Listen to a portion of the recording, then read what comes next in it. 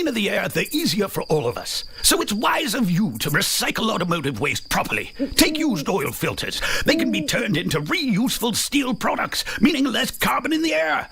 Make automotive waste reuseful. Visit usedoilrecyclingsk.com. Mother Nature, our climate, and this wise old bird, thank you. Broadcasting from Century Studios in downtown Regina, Harvard Media presents The Sports Cage, where Saskatchewan comes to talk local sports. Brought to you by Access Communications, trusted in rural Saskatchewan for internet, TV, and home security. Be part of the show. Call 1-866-767-0620 or text 306-936-6262. The Sports Cage. Streaming at sportscage.com, our YouTube channel, and on the radio at 620 CKRM. Thursday edition of the Sports Cage. It's Barney Shinkaruk. I got Curtis, Coulson in the back. We got the Sheriff Allen in as well, but no Sharky. Sharky's under the weather. He's on the DL. He's a last-minute scratch for today's program, but we will carry on. What a day on Thursday. Now, not all of you, but probably I would go 70% of you care about the Masters golf tournament. You don't even have to be a hardcore golfer. It is just the first major of the year. It's always at the same golf course. It's the only tournament that's a major that's played at the same venue every year. We are going to go through some Masters rules. A few of them I had no idea. It's pretty stuffy there. Like it's exclusive to play, chance to play it, really slim. I got one story about somebody from Regina that had a chance to play it once. Didn't work out. The Masters is on. Justin Rose is leading. I have to say I sprinkled on Justin Rose to be the first-round leader. I'm excited right now as he's striping it around the golf course. Tonight at 6 o'clock is the WHL Draft Lottery. The balls go into the spinny thingamajig. What do we call it? I don't know what the technical term of that thing is. It's either Edmonton, Regina, or Kelowna that have a chance for the first pick in the WHL Bantam Draft. Now, if you're a casual hockey fan, or you're not even a hockey fan, and you're listening, and you're like, so? It is a chance for whatever team wins that lottery at 6 o'clock to draft Maddox Schultz. And I know a lot of people want to keep things maybe politically correct and go, they have the chance for the first round. You're taking Maddox Schultz. You are taking Maddox. If an airline asks you if you want an upgrade, you take it. It's the same thing. You're taking Maddox Schultz. So that's at 6 o'clock. It is a big day in Regina. Regina Pats Canadiens. That's where he plays. I'm sure everyone's watching there. His family. We had him on the show. His dad. Mom, it's an exciting day there. SJHL last night. Weyburn has to load up the Iron Lung and head all the way up to Flin Flon for Game 5. They couldn't get it done. We thought Weyburn would push. We thought Flin Flon would push against Weyburn, and they sure did. Last night, it was a 5-1 win for the Bombers. Affiliated player, Regina boy, Eric Hahn had a goal in that one for Flin Flon. Game 5 Saturday at the Whitney Forum. We'll talk more about that later on. Melfort, they completed the sweep of Yorkton. Terrier season is done. Benny Walchuk is now in holiday mode. Cue the Holiday Road by Lindsey Buckingham, if we have that on file. Actually, we're not allowed to play music, I was told. But Melfort moves on. They got a nice long break. Hopefully catch up tomorrow with head coach, GM of the Melfort squad, Trevor Blevins. 3-1 win in Game 4 last night. So they got a little bit of a break here. That's nice. Western Hockey League. Tonight, round 2 starts. Lethbridge and Calgary. We're going to talk to voice of the Lethbridge Hurricanes, Dustin Forbes, in hour 2. PA Medicine Hat, they have a little bit of a break. They don't start till Saturday. And then Victoria Spokane, they're pushing things till Sunday. Saskatoon's Berkeley Catton, we'll have him on the program yesterday. Portland Everett, they start Saturday. Western Hockey League playoffs well underway. Exciting times there. PA's our closest. PA Medicine Hat. They're both about the same distance. PA's a little bit closer. Depends which way you go. I think most people take the double lane now. Maybe some people still go the 6 through Melfort, Raymore, that way. Or the 2, that 2 though, you're risking your shocks and struts and driving the 2 to PA. I tell you that, I do it once every summer. Western Hockey League, we'll talk Dustin Forbes in hour 2. I kind of forgot, coming up here right away, Don Hewitt, the professor, he's going to join me. We're going to talk Riders. Yesterday, I know Maz talked about it with Dave. Launching of the Flex Pack, the flexible ticket options that the Riders did. Bravo. Very nice. Golf clap time. That is going to help out a lot of people. People are busy, especially when farming and seeding and harvest and all that. So we'll talk to Don Hewitt about that and a whole lot of other CFL news. Montreal Canadian fans, voice of the Montreal Canadiens, Victor Findlay on the radio broadcasts. He's been on the show before. He comes in about 3:35, 3:40. We'll talk about the Montreal. John the Habs fan. I wonder if he'll be listening today. We always welcome your questions on the Prairie Land Rentals text line, 936-6262. With Sharky out, NASCAR report will be handled by Dan Crofty. We'll have the NASCAR report in hour 2. Glen Suitor's in hour 3. And then Prairie Junior Hockey League. Fort Qu'Appelle, buckle up this evening. You got Game 6. You got Fort Knox a chance to win the championship, the banner, at home. First one ever. Matt Scott, head coach of Fort Knox, will be with us in hour 3. See, told you, a busy show. Western Pizza guest hotline will be buzzing today. No need to cook. Think about what you're going to make tonight. Nothing is as good as Western Pizza. All the Greek favorites you like, all the pizza, all the generous toppings. We'll go to break. When we come back, the professor is standing by, Don Hewitt. It's the Sports Cage, streaming at sportscage.com. Always on. Home of sports in Saskatchewan, 620 CKRM. This is Country Gold with Steve Harmon, your home for the country hits of the 80s, 90s, and 2000s. Hello, I'm Steve Harmon, inviting you to join me for Country Gold. Each week we play country favorites from the 80s, 90s, and 2000s, and we check in with the stars who made them, too. This weekend on Country Gold. Country Gold, brought to you by Trent Dickin and his experienced team at Flooring Superstore. Saturday mornings at 6 and Sunday afternoons at 4 on the Voice of Saskatchewan, 620 CKRM. Brandt's Spring In and Win event is this weekend.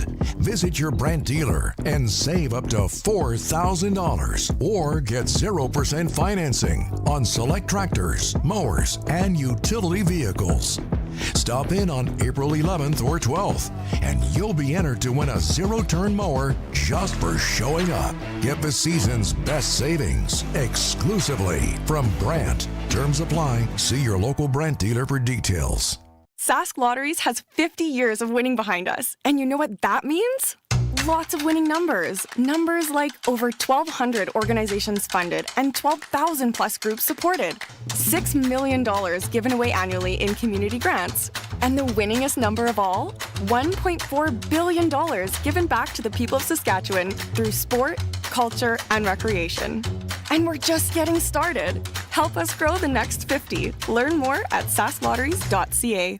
Spring means sunshine, longer, warmer days, and the chance to get together with friends and family for a great home-cooked meal. You'll get the best ingredients for the lowest prices at Crawford's No Frills. From meat and veggies to drinks and dessert, Crawford's No Frills is your favorite place to go. Text your family, your friends, and tell them to come on over tonight because you're cooking a great meal courtesy of Crawford's No Frills. Say yes to Crawford's No Frills in Rosemont, Regina. They won't be beat. We're standing proud together. For Canada. I'm Colin Mockery. I'm Deb McGrath, and we're making serious changes to the way we shop. Like this tube of toothpaste, made in Canada. Yeah, made in Canada, but it's not toothpaste. Really? It's cheese spread in a tube. Oh, I'll take 2 then. Let's protect Canadian jobs and Canadian business. Shop as if your country depends on it. Keep your money in Canada for Canada.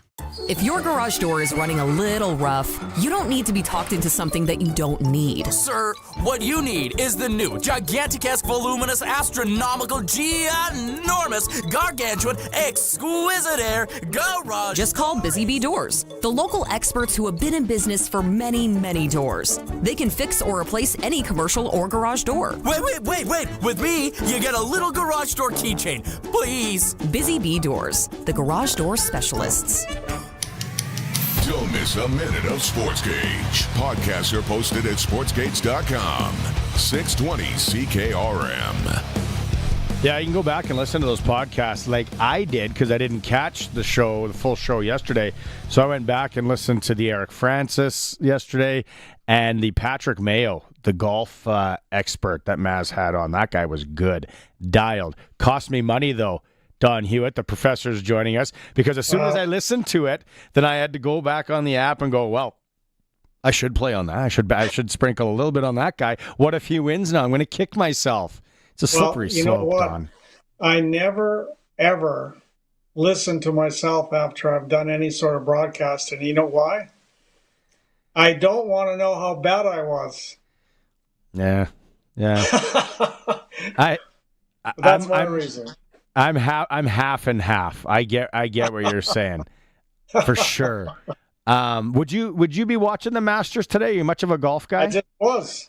That's why you asked me, do you want to come down to the studio or do it at home? Answer, at home, because I'm watching the Masters. So that's what I was doing. It's I'm wearing a golf shirt today. I got to go green golf shirt, and plus it's 15 or 16 degrees out. There are so many, but then with Sharky, with just how look behind the curtain, you know this, Don, and these guys know this, but when Sharky says, hey, I am down and out. So then I'm preparing for a show with Sharky. So 6:45, now I'm like, all right, now we got a solo 3 hours to broadcast. I didn't watch much until I got here about an hour ago, but I'm telling you, that first round, small little dabble on Justin Rose to be the first round leader. I got my fingers crossed here, Don. There's a lot of people taking the day off and watching the Masters. It's a thing that people do, get vasectomies. The most popular time to get one, they say, is Masters week. Makes sense. I didn't know. It's a medical fact, is it? Some people will say March Madness. I agree with the vasectomy one. Riders, as we get going here, there is so much excitement. We talked a little over about a month ago. You were at the Brandt Center with us, and we were talking about things. But yesterday, a lot of people are talking about Justin Dunk, and we had it on sportscage.com, and I think we have a clip that we can play as well, is Trevor Harris talking about how he played with a couple of small tears in his knee. And then the fact that he didn't get surgery, he's getting the ACL and MCL, he's getting the PRP shots in there. You've been around the game a long time, you've covered a long time. I think little tears and stuff like that, Don, are pretty commonplace. Do you make a lot about this? Well, I will say this. The less Trevor Harris runs, the less chance of injury. So it's probably a good thing because, he made that run a couple of years ago against Calgary. It ended up costing him the season. And I'm just happy to have him in the pocket or semi-rolls and not running that often if possible. So I don't think that's much of a factor really in the way that he has to play at his age. He knows how to read defenses. He knows how to get rid of the football very quickly. That's his forte. And so I don't think it's that relevant to how he performed. He performed well. He had a good season. I was trying to think, who do you remember in the CFL? Obviously, in the NFL, Tom Brady and Peyton Manning kind of set the mold for getting the ball away so quickly. Who do you remember in the CFL that ditched the rock quick? Definitely Danny McManus. Yeah, head of U.S. scouting for the Winnipeg Blue Bombers. But in his heyday, particularly with Hamilton, where he really shone, it was basically a two-step drop pass. He had no mobility. I mean, Trevor Harris is a track star compared to Danny McManus. But McManus, he knew how to read defenses. He got rid of the ball probably faster than anybody I've ever seen play in the CFL. Yeah, kind of going back to that, you're right. He wasn't going anywhere. Like his boots might as well have been cemented in that pocket. You have to be excited, thrilled to see what Jeremy O'Day has done, especially with that offensive line. Mm-hmm. Yeah, huge signings, and Philip Gagnon and Sean McEwen. And I think he's done it again. He didn't have to make as many changes as he did, the previous offseason. But he's done it again and having an absolutely rock-solid offseason. And, we were texting earlier about what do they need to top up. And I would say it's basically two positions, the boundary corner and the field halfback. Those are the two areas that they have to shore up. Of course, they let, Williams and Henderson go, really let them go. They weren't that interested in keeping them. So we have to find out if DeMarcus Fields can play at the halfback position. And, of course, they're heavily recruiting defensive backs. If you take a look at the number of DBs they've recruited, it's quite a few. So it's those two positions, I think, Barney, that are the key ones to fill. The team looks rock solid otherwise.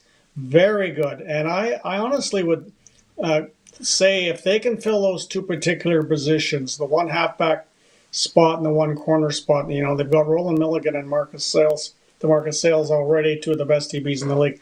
They can fill those two vacant spots. I think are sort of vacant at the moment.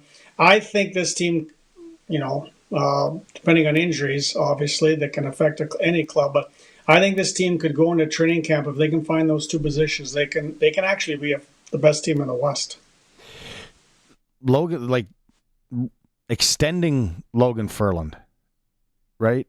Just that move, and I don't know, we talked about it a lot on here, just the foresight to get that done, because if he does go to market, or if it does go a year, yep. I think, there's a lot of criticism that's always been thrown that way, and rightly so, right? They haven't won in a long time, but a move like that, I think, goes so unnoticed for a lot of people. All you have to do is take a look at Logan Ferland in a T-shirt, and you realize nobody is getting by this dude. Absolutely nobody. I mean, he's a tremendous offensive lineman, at the very best, top offensive lineman in the CFL from Melfort, Saskatchewan, and it was a great extension by Jeremy O'Day. And we don't know what's going to even happen with Kyle Hergel, who the Riders picked third in last year's CFL draft. He got a 2-year deal in New Orleans after the NFL draft. He was released, waived in December, I believe, Barney. But he's still with New Orleans as far as I understand. But if he sort of looks like he might be on the edge eventually with New Orleans. I don't know what they're going to do in this upcoming NFL draft. But if Kyle Hergel ends up in Saskatchewan, then for sure, absolutely, they can start 3 Canadiens. And I hope they can, because I was at a senior hockey game, Barney. That's right. I was at a senior hockey game, the Lumsden Monarchs, and I was talking to Mitch Picton. Yeah, some buddy playing for Raymore in Lumsden. And Mitch said, you wouldn't believe how good CJ Avery is every day, every practice. Last year he was a DA at that will linebacker spot. I think they want him to be an every down linebacker. I mean, if you remember last year, he absolutely pancaked Brady Oliveira. How many guys can pancake Brady Oliveira? And I think if they can play 3 Canadian offensive linemen, they can allow CJ Avery to be an every down will linebacker. So, who knows what's going to happen. But a great signing.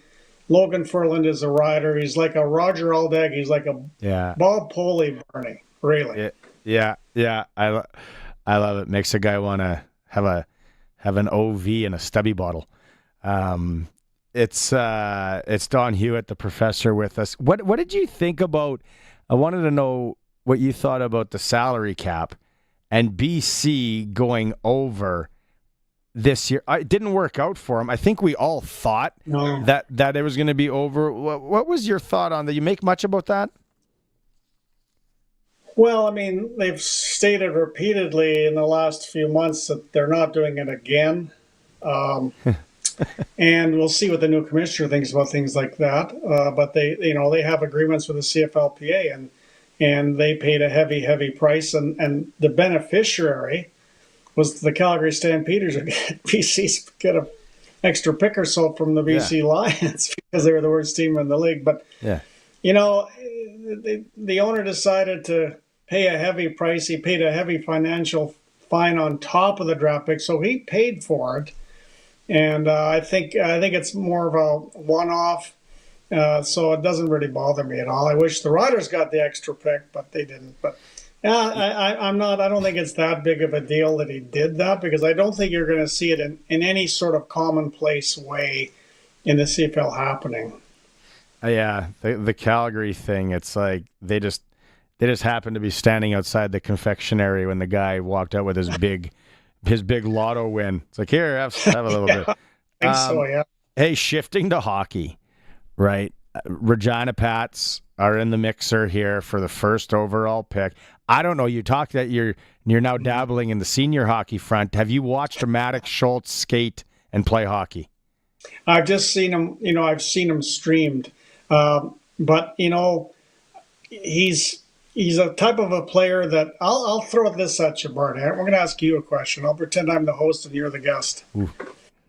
So the pressure on. So the Pats have a 23.8% chance to get him at 6 o'clock. They got 5 balls out of 21 and ping pong balls in the draw. So the odds are he's not coming to Regina, but you never know.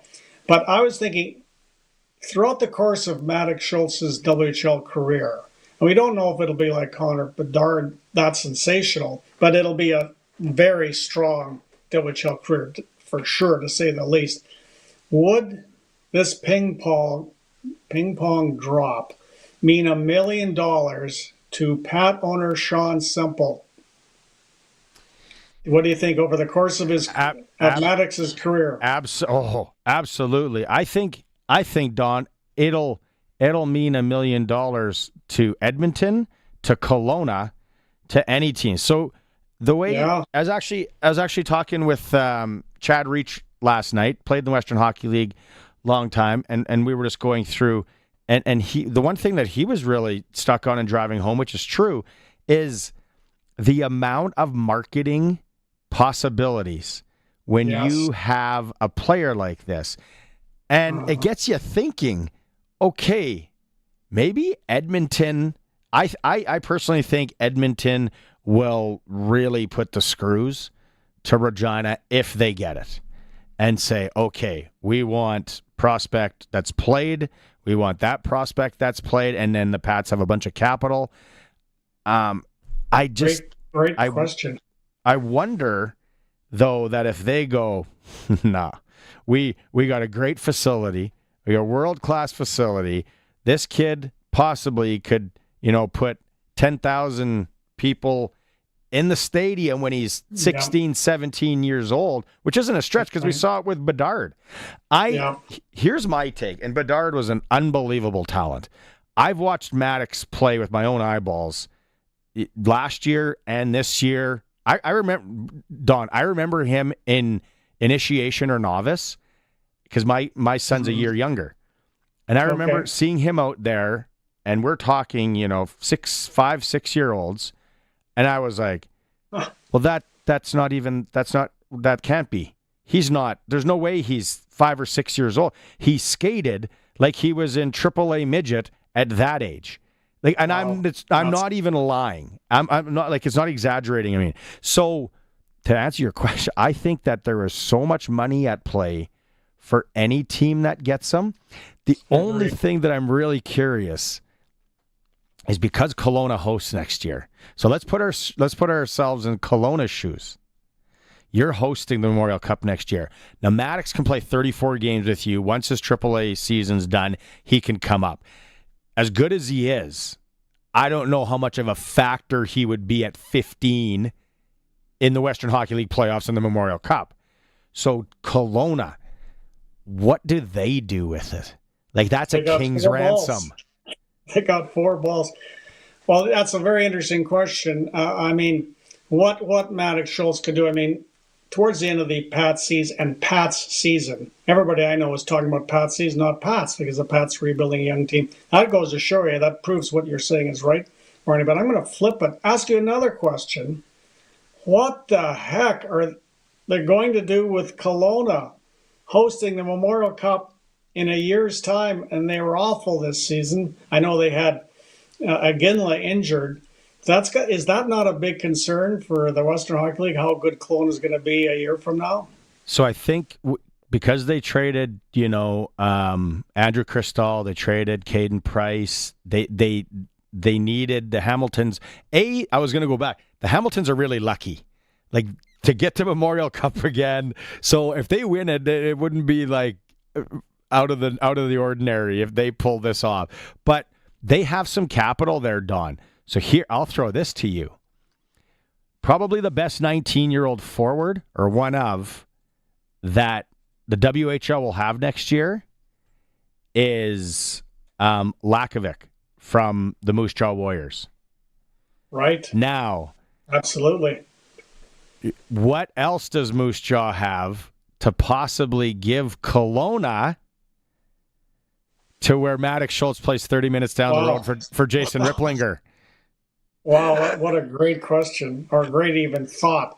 And, the Moose Jaw Warriors, I mean, we go back in time when they lost a 3-way draw along with Prince George, allowing Bedard to come to the Pats. I mean, Paddock won a 3-way coin flip, basically, with Prince George and Moose Jaw. So Moose Jaw could have had Connor Bedard just as easily as Regina. So they wouldn't that be interesting if we lost Bedard, but we got Schultz. But that's a great thing to think about, like, because you'd have piles of people, and I think this would be true. I think you'd have piles of people driving from Regina to Warrior home games if he ended up a Warrior. Wouldn't you think? I'll go even one further to give you a real noodle scratcher. Maddox's mom is from Central Butte. The whole family. Interesting geography. Well, man, I see Maddox's parents, who, I don't really know them. I see them at the rink all the time when I'm heading in there. And, of course, they're figure skating teachers. Yeah. And they are, no wonder Maddox Schultz was a good skater at 5, because I watched them teaching their figure skating students. They are good teachers. These kids that they teach are really good. I see them when I walk by.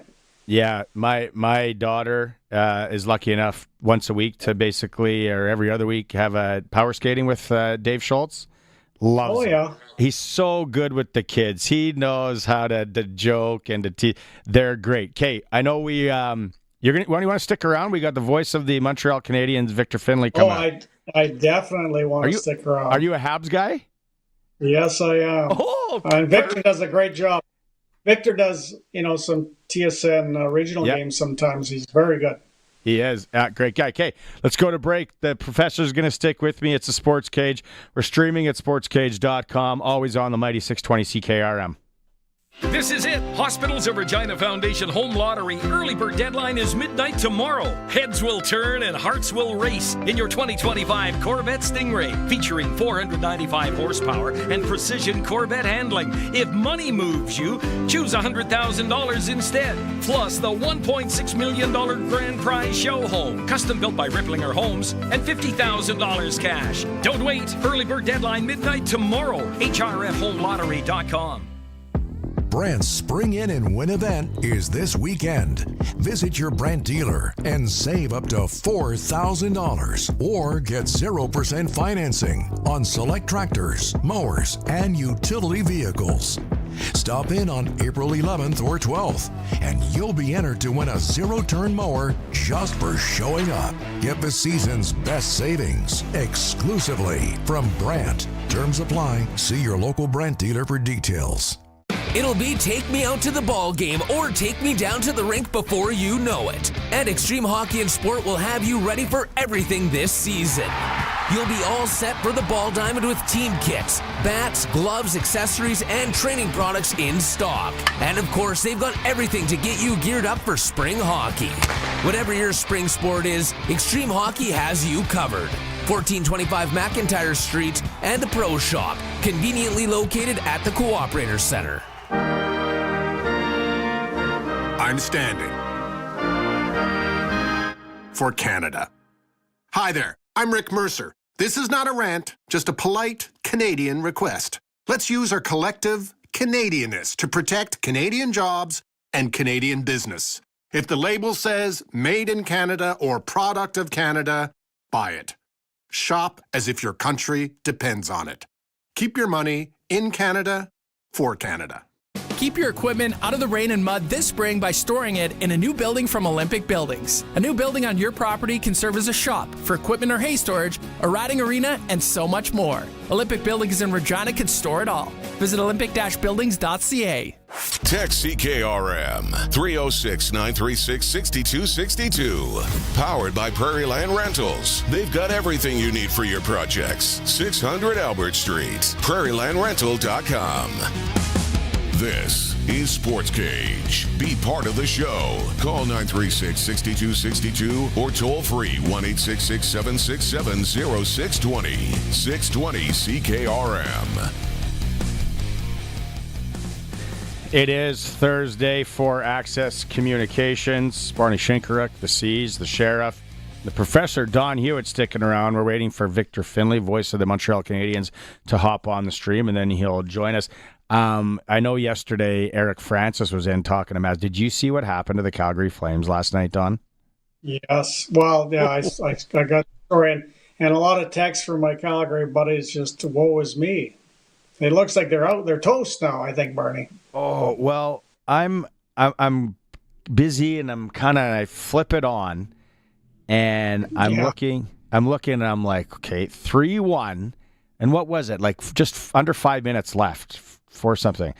And it was almost as soon, I think I was watching the Anaheim feed, and the play-by-play guy goes, yeah, well, now the Flames are going to be tough to beat with a 2-goal lead. I can't see it. They know how to hold a lead, and they got Dustin. Scores! It's 3-2.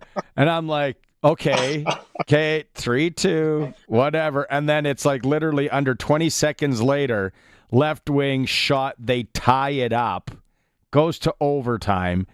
Anaheim wins. It happened the night before. Was it the night before, Curtis? With Dallas and Vancouver with these Lego. It's almost, it's like we're watching the Adult Safe Hockey League.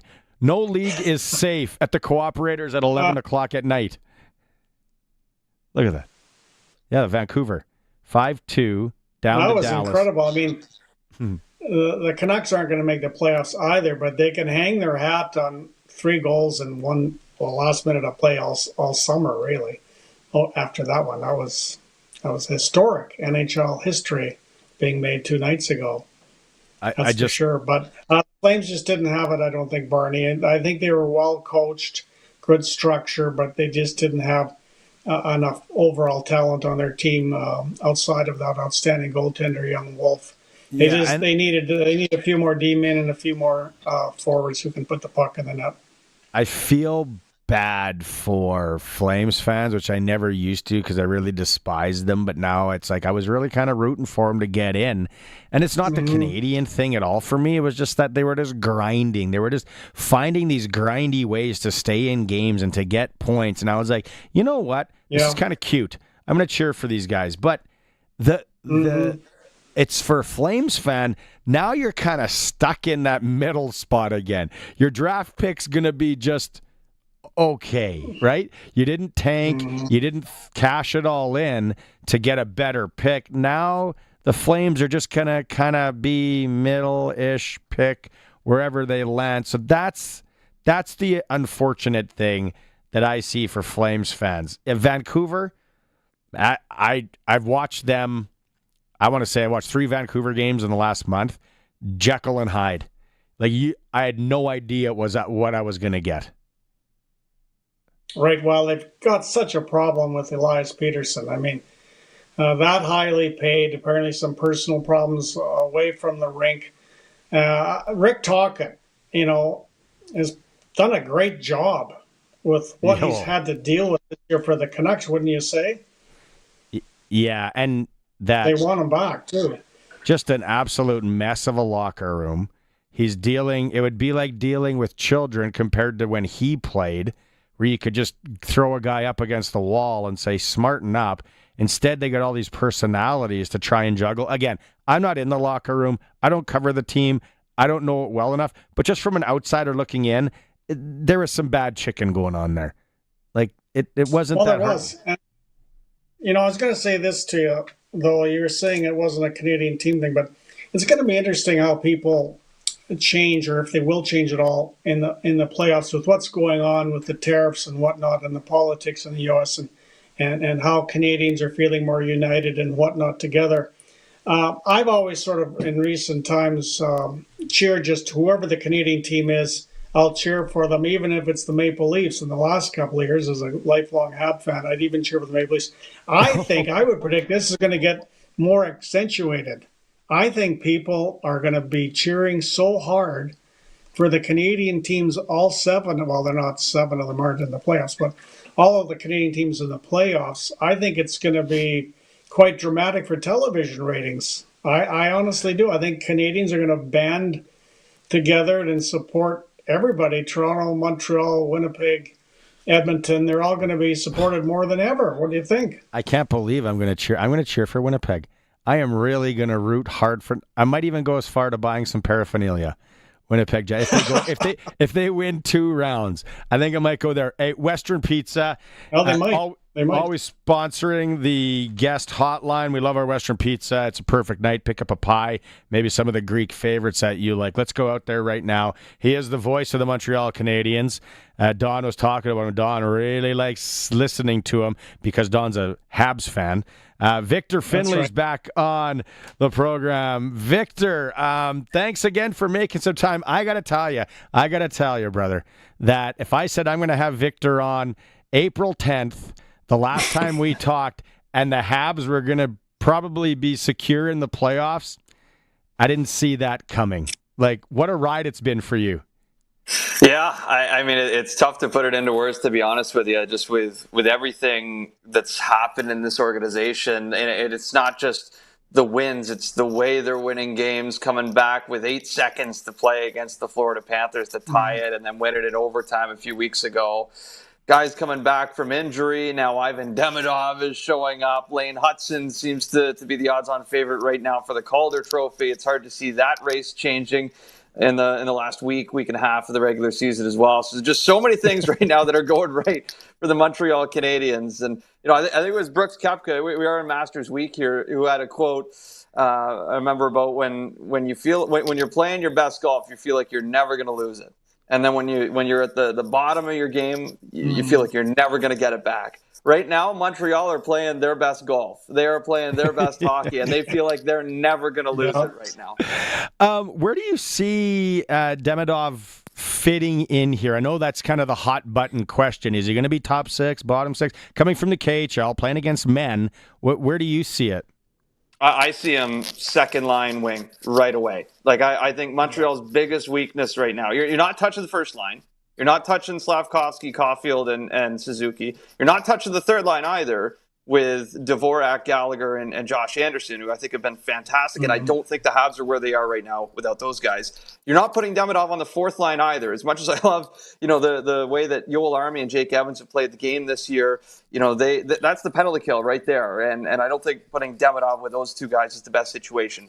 the biggest weakness for the Habs right now is the second line. They need somebody to get Laine going 5-on-5. They need somebody to get him pucks. I think Newhook has done a very admirable job of filling in that second line center spot. I don't think that's going to be his spot down the road when this team looks to continue to contend for years and years and years. And really, ever since the Doc injury, right, Newhook has slid into that position. It's left a gap on that wing. And they've had a bit of a recurring, rotating cast of players here, Oliver Kapanen, Emil Heineman, and so forth. But I think that's the perfect spot right now for Demidov. And that second line left wing, I think they're going to put him in there right away.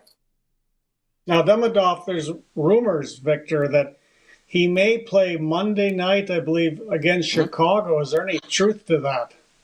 Well, I don't have any information that's been given to me that suggests that's going to happen, but using what I know, I absolutely think it's going to happen. And if it doesn't happen next Monday, I think it'll happen in the last game of the season against Carolina. Because the thing here, too, to keep in mind with Demidov is that he signed the entry-level deal. And usually at the start of the year, we see kids, come out of junior, whatever it is with, Shane Wright was a recent example, Brant Clark also in Los Angeles. They get their 8-9 games in, and then they send them back down to junior. Because if you play more than 9 games in the first year of an entry-level deal as a teenager, that you burn the first year of that entry level.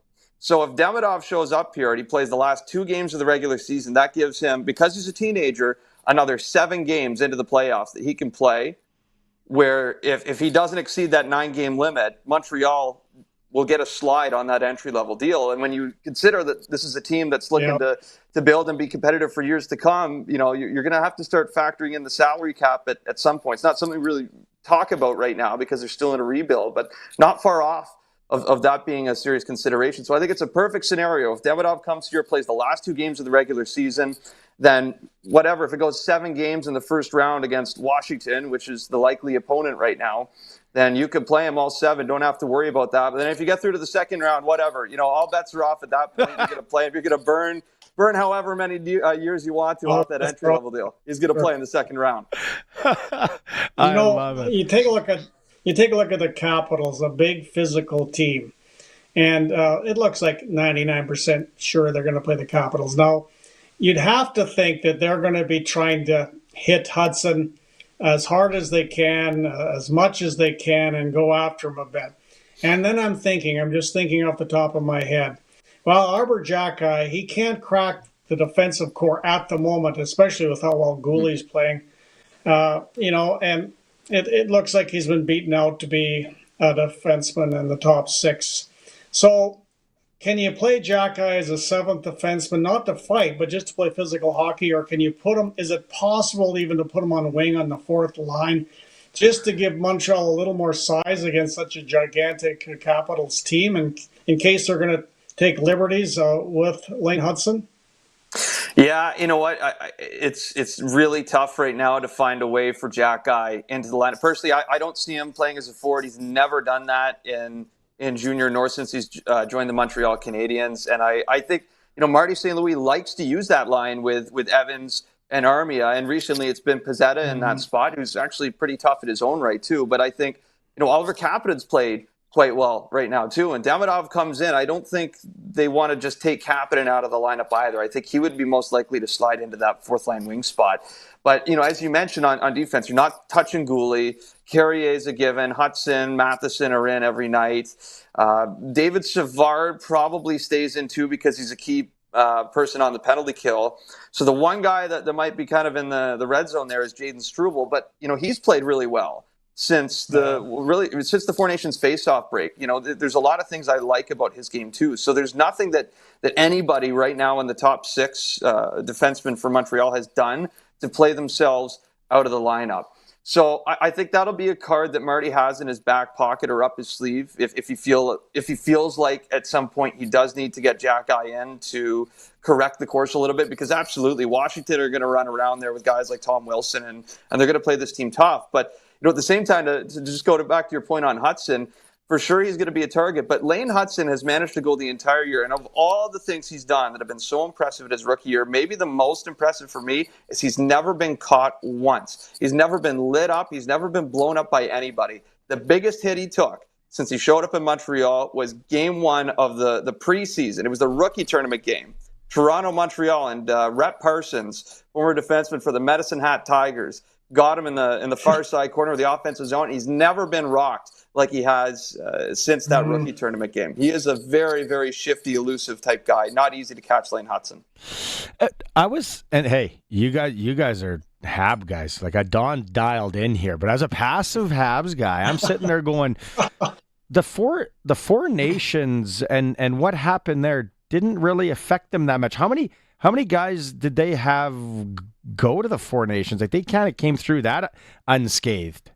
Well, yeah, he had Sam Montembeault go, but obviously he never played a game for Canada, so he just kind of took it all in and took the experience in as the third-string goalie. But then you had Armia and Patrick Laine both go for Finland. And that was it. Obviously, no representation on Sweden or USA. The interesting thing is the response of Suzuki after not being on the Canadian team. I mean, he's one of the best players in the NHL right now. Would you say right now, Victor, and you can chime in too, Barney, Suzuki and Hudson, they're leading this team. Are they both now certified NHL stars with what they've done in the last month? I think for sure Nick Suzuki is. Absolutely. I think we haven't even seen really the final, close to the final product yet for Lane Hudson. I think he's still evolving and the way he's creating offense, becoming more of a shot threat now as well. So there's a lot of great things I like about Hudson. I'm not ready to call him a superstar quite yet, but there's no doubt in my mind he's going to get there. Mm-hmm. The way Suzuki's played in the last 2 months, yes, I will absolutely say that he has played like a star, because now it's everything. Like, it's what he's doing away from the puck. It's how he's shutting guys down. He's at least before last night, I think he had the third most points in the National Hockey League since the Four Nations face-off break. Like, he has been up there with Kucherov, been up there with Rope Hintz, who's been great out of the Four Nations break, like among the best right there. And now Montreal's at a point, we just had Florida back-to-back versus Florida on the road and at home.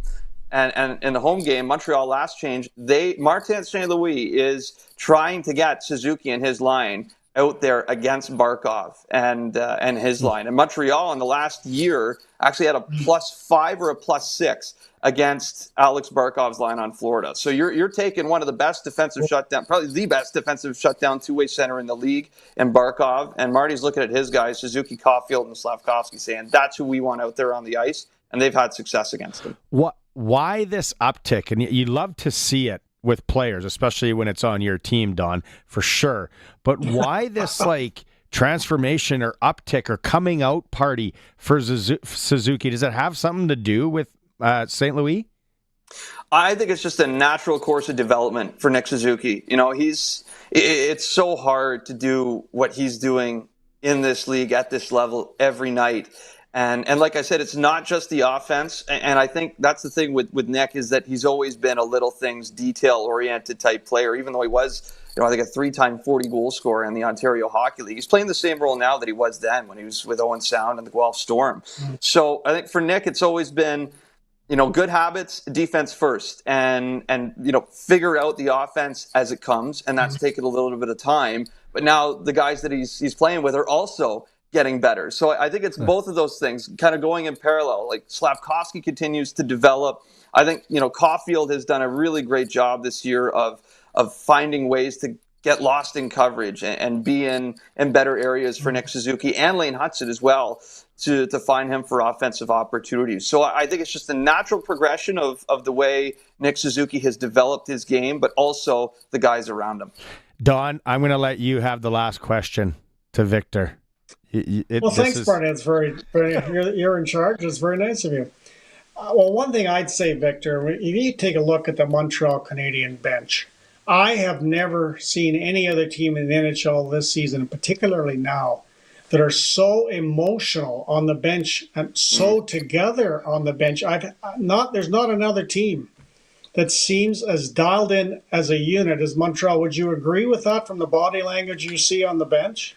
You know what? I actually haven't even really thought about that, to be honest with you. But you know what? You're probably right. Now I don't spend a whole lot of time watching the bench because as a play-by-play guy, I'm a puck follower. But I understand what you mean. Like, just seeing the guys though around after the game, especially. I always do a post-game interview after the Habs win at home, and they've done a lot of that here since the Four Nations. And I think there's so many guys on this team especially the veterans that have really battled through adversity. You know, Yoel Armia last year was sent down to Laval in the American Hockey League out of training camp, couldn't make the opening day roster, battled his way back to be a penalty killer with Montreal. Josh Anderson had a 27-game goalless drought last year, just couldn't seem to figure out what he was as a player, really struggled with it, and you know he was open about it too. He's come back this year. He's been an excellent third-line checker. He's found his offense again. Brendan Gallagher, I think a lot of people never thought he would have been a 20-goal guy ever again, given the way, you know, he's taken a beating over the years, an absolute beating, right? Had some serious injury, troubles, grinded through that. Look what he's become now. Christian Dvorak, another guy that was sidelined with a torn pectoral for like 60-some games last year. And those three guys as a line right now have all figured it out together. So I think there's so many of those older type veterans that have been around, and these younger guys have seen them battle through that adversity. And then they've done it as a team this year, given the way they've started, and that's brought them so close together. And Marty, to his credit as well, Martin St. Louis has always preached that here from day one. I don't want you guys to play for me. I want you guys to play for you. Do it for one another. And they've absolutely bought into that message. So I totally agree with you, even though I'm not focused on the bench during the game. I could just see it, though, with the way that these guys carry themselves and how they interact with others. This is definitely a group of guys that are playing for one another out there every night. Victor, you got me excited. You guys both got me excited for the Habs now. Again, always appreciate it. Thanks for jumping on today. Enjoy the off day, and maybe we catch up second round of the playoffs, let's say. I wouldn't put anything past this team at the moment, so I'd be more than happy to do it. Right on. Thanks, Victor. He's the voice of the Montreal Canadiens on the Western Pizza guest hotline. Great guy, like Don said, calls a heck of a game. Okay, Professor, thanks so much for spending Barney. the hour with me. Go watch some golf. They're winding down. Justin Rose still leading. Cheer for Justin. He shot 65. He's in now. McIlroy's on 15. All right, and then let's do this again soon in studio. Okay, have a good rest of the show there, Barney. Right on. There's the Professor Don Hewitt. We're going to break. We got news coming up. It is the Sports Cage. Arash Madani starts hour 2 on 620 CKRM. The Keniston Super Draft is back with the 2025 NHL Playoff Draft. Over $80,000, over 200 cash winners, and 3 ways to win. With more Canadian teams than we've seen in the postseason in a while, will you be elbows up and riding one of those teams? There are a number of ways to get in on the action. 1 entry for $40, or go in with some buddies and get 7 entries for just $200. And the Super 8 add-on is back for even more playoff fun. The Keniston Super Draft, sponsored by the Keniston Lions. Deadline is Tuesday, April 22nd, 6 p.m. Central Time. Superdraft.com. So, since that little ding on my car last week, I don't know where to take it. I don't even know. That's easy. Take it to Regina Motor Products. Who said that? I did.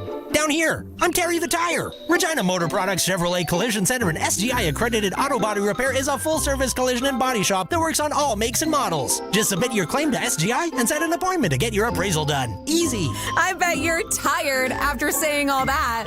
South at Highway 1 and 6, Albert Street. RMPChevrolet.com.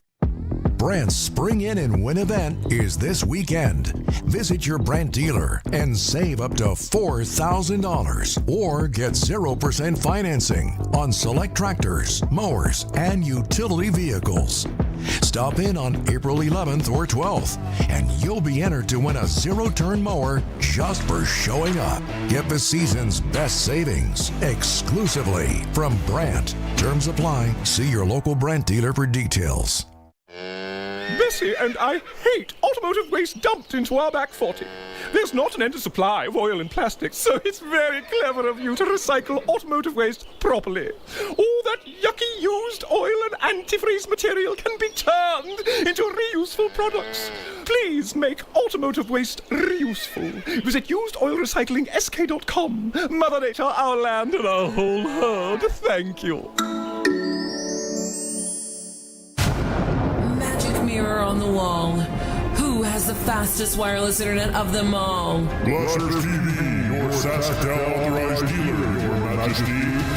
My parents always said that Glasser's TV, your Sasktel authorized dealer, was a magical place. Hello? Is there anybody here? Hey, come on in. We've got plenty of wireless internet to go around. There are 7 of us here, you know. Contact Glasser's TV, your Sasktel authorized dealer in Moosomin today. This is 620 CKRM, a Harvard media station. Available everywhere in high-res audio with the CKRM app. It's 4 o'clock. Good afternoon. I'm Corey Atkinson from the sasktoday.ca newsroom with 620 CKRM News. Early this morning, Regina police found a man who later died from his injuries. Police were called in at 12:17 a.m. today to a home on East College Avenue. Officers tried life-saving steps before EMS arrived, but the man was declared dead. The Regina Police Service is working with the Saskatchewan Coroner's Service. The major crimes and forensic identification teams are helping with the case. Police are not releasing the man's name yet. They ask anyone with tips to contact police or call Crime Stoppers. The investigation is still in its early stages. The Saskatchewan Urban Municipalities Association says communities are feeling the pressure of global economic changes. SUMA President Randy Golden says border issues, supply chain problems, and possible U.S. tariffs are hurting local economies. She also says trade barriers between Canadian provinces make it hard to find more stable markets. Golden is asking federal leaders to take action. She says they must help open Canadian markets and protect key services like Canada Post. These changes, she says, would help towns and cities survive during uncertain times. SUMA says strong leadership is needed now more than ever. The Saskatchewan government says most of its project procurement has been awarded to local companies over those in the United States. Officials say Saskatchewan has awarded upwards of 95% of all procurements to Saskatchewan companies over the past 5 years. The province also awarded 99% of procurements to Canadian companies, with less than 1% going to American companies. Procurement Minister David Merritt says the government wants to put Saskatchewan people and companies first, and that it will continue to do so during this turbulent time. Ontario Premier Doug Ford says Canada would drop retaliatory tariffs on the U.S. if America dropped theirs first. Doug Ford spoke today to CNN, saying that while the U.S. paused tariffs on most countries yesterday, he was surprised Canada was left untouched. Yeah, we were shocked that we weren't part of the group per se, and number one customer. We're both each other's number one customer, and we need to get through this and bring certainty back to the people of the United States and Canada. Fentanyl-related tariffs, as well as levies on vehicles, auto parts, steel, and aluminum, remain on Canada. And the Royal Saskatchewan Museum says it will be monitoring wildlife in and around the city of Regina as part of a new study. 28 biodiversity monitoring stations have been set up over the last 3 years with motion-triggered trail cams and automated microphones. The museum says the effort will help researchers understand how wildlife responds to the increasing urbanization of wildlife habitats while offering a better understanding of how wildlife interacts with urban spaces. Some of the spaces set for monitoring include the Habitat Conservation Area in Wascana Park, E.E. Wilson Park, and the Old Craig Golf Course. That's your 620 CKRM News. Read more stories from around your community and around the province at sasktoday.ca and 620ckrm.com. Your weather is next. I'm Fraser Tolmie, and I'm running for re-election as your Conservative Party candidate from Moose Jaw Lake Centre Lanigan. Our Conservative team is fighting for you and your family. For 10 years, the Liberal government has ignored the struggles of everyday Canadians. Rising gas prices, higher food costs mean less money in your pocket. We will axe the Liberal carbon tax for good and fix the budget so you can bring home powerful paychecks. We're fighting for you. We're fighting for Saskatchewan. We're fighting for Canada. Let's bring it home. Authorized by the official agent for Fraser Tolmie. Brandt's Spring In and Win event is this weekend. Visit your Brandt dealer and save up to $4,000 or get 0% financing on select tractors, mowers, and utility vehicles. Stop in on April 11th or 12th, and you'll be entered to win a zero-turn mower just for showing up. Get the season's best savings exclusively from Brandt. Terms apply. See your local Brandt dealer for details. Weather brought to you by Linex in Regina. Serious protection, killer looks. 1865 McCarra Street. Tonight, clear to partly cloudy, low down to plus 4 degrees. Wind increasing a bit, 20 to 35, south to southeast. Tomorrow, we have mostly sunny skies, a high of 19. Tomorrow night, low down to -1. Saturday's looking mostly sunny. Showers developing at night. We got a high of 14 degrees. Wind northeast, 10 to 20. And then looking ahead to Sunday, mostly cloudy, risk of showers, possibly snow at night, and falling to +3. Right now in Regina, sunny skies and 15 degrees. When you want the best for your truck, you want Line-X. Your truck has withstood the harshest elements Saskatchewan has thrown at it. Rocks, gravel, rain, sleet, and snow, and left with no chips, no rust. Line-X protective coating keeps your truck's bed liners, rocker panels, and bumpers looking like brand new. Don't settle for Brand X. Go with Line-X. It's serious protection. Come see why everybody loves taking their truck to Line-X Regina for their rocker panels, bumpers, and more. Line-X. Make your truck complete. 1865 McCarra Street. It's spring, and all you want to do is forget about winter driving and enjoy the road on a set of new tires from Quality Tire. They have tires from the brands you trust, and their experts know which tires are right for the season.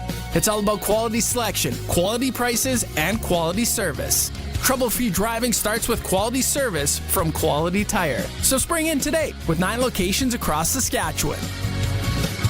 QualityTire.ca.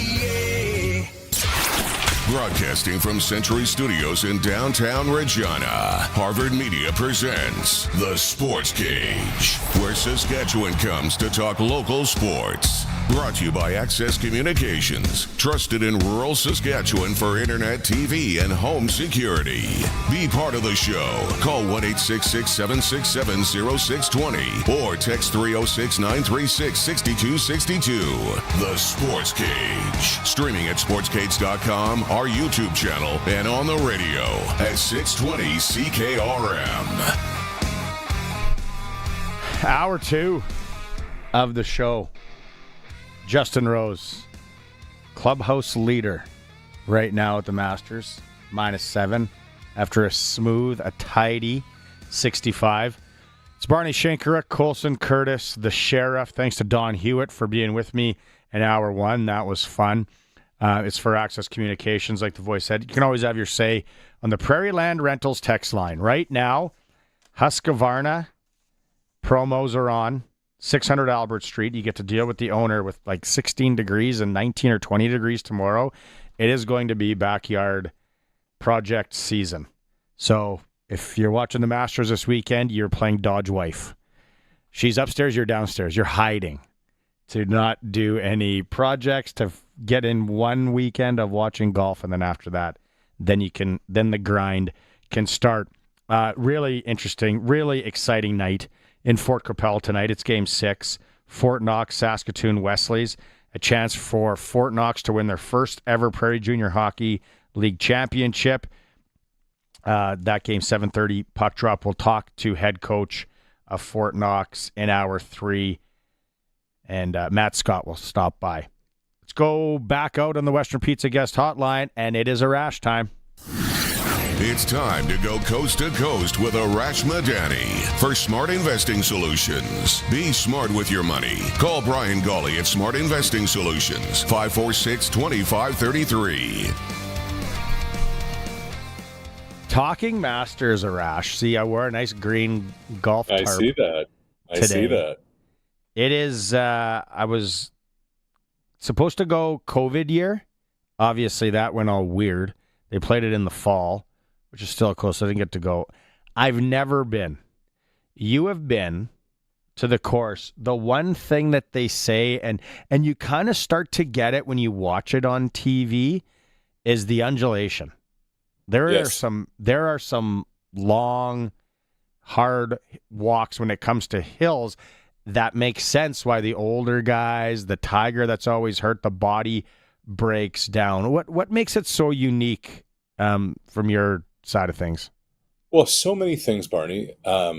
Yes, it's very hilly. That's something that you can barely kind of see on TV, but there's no question about that. But beyond that, like with all due respect to our friend Brian Gawley, no one's smart with their money when they walk into the gates of the Masters. Because you know why?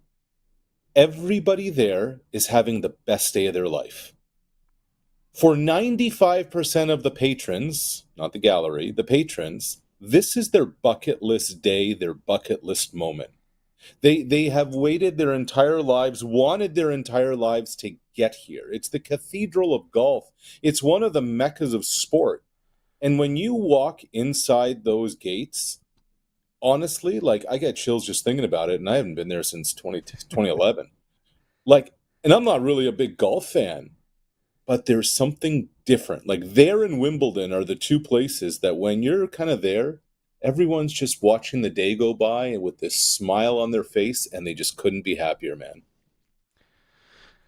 I don't know if you guys, I was going to run up by the seas. I had no idea, and this has become a big thing in the last 24 hours for broadcasters. I think it was Brandel Chambly that came out.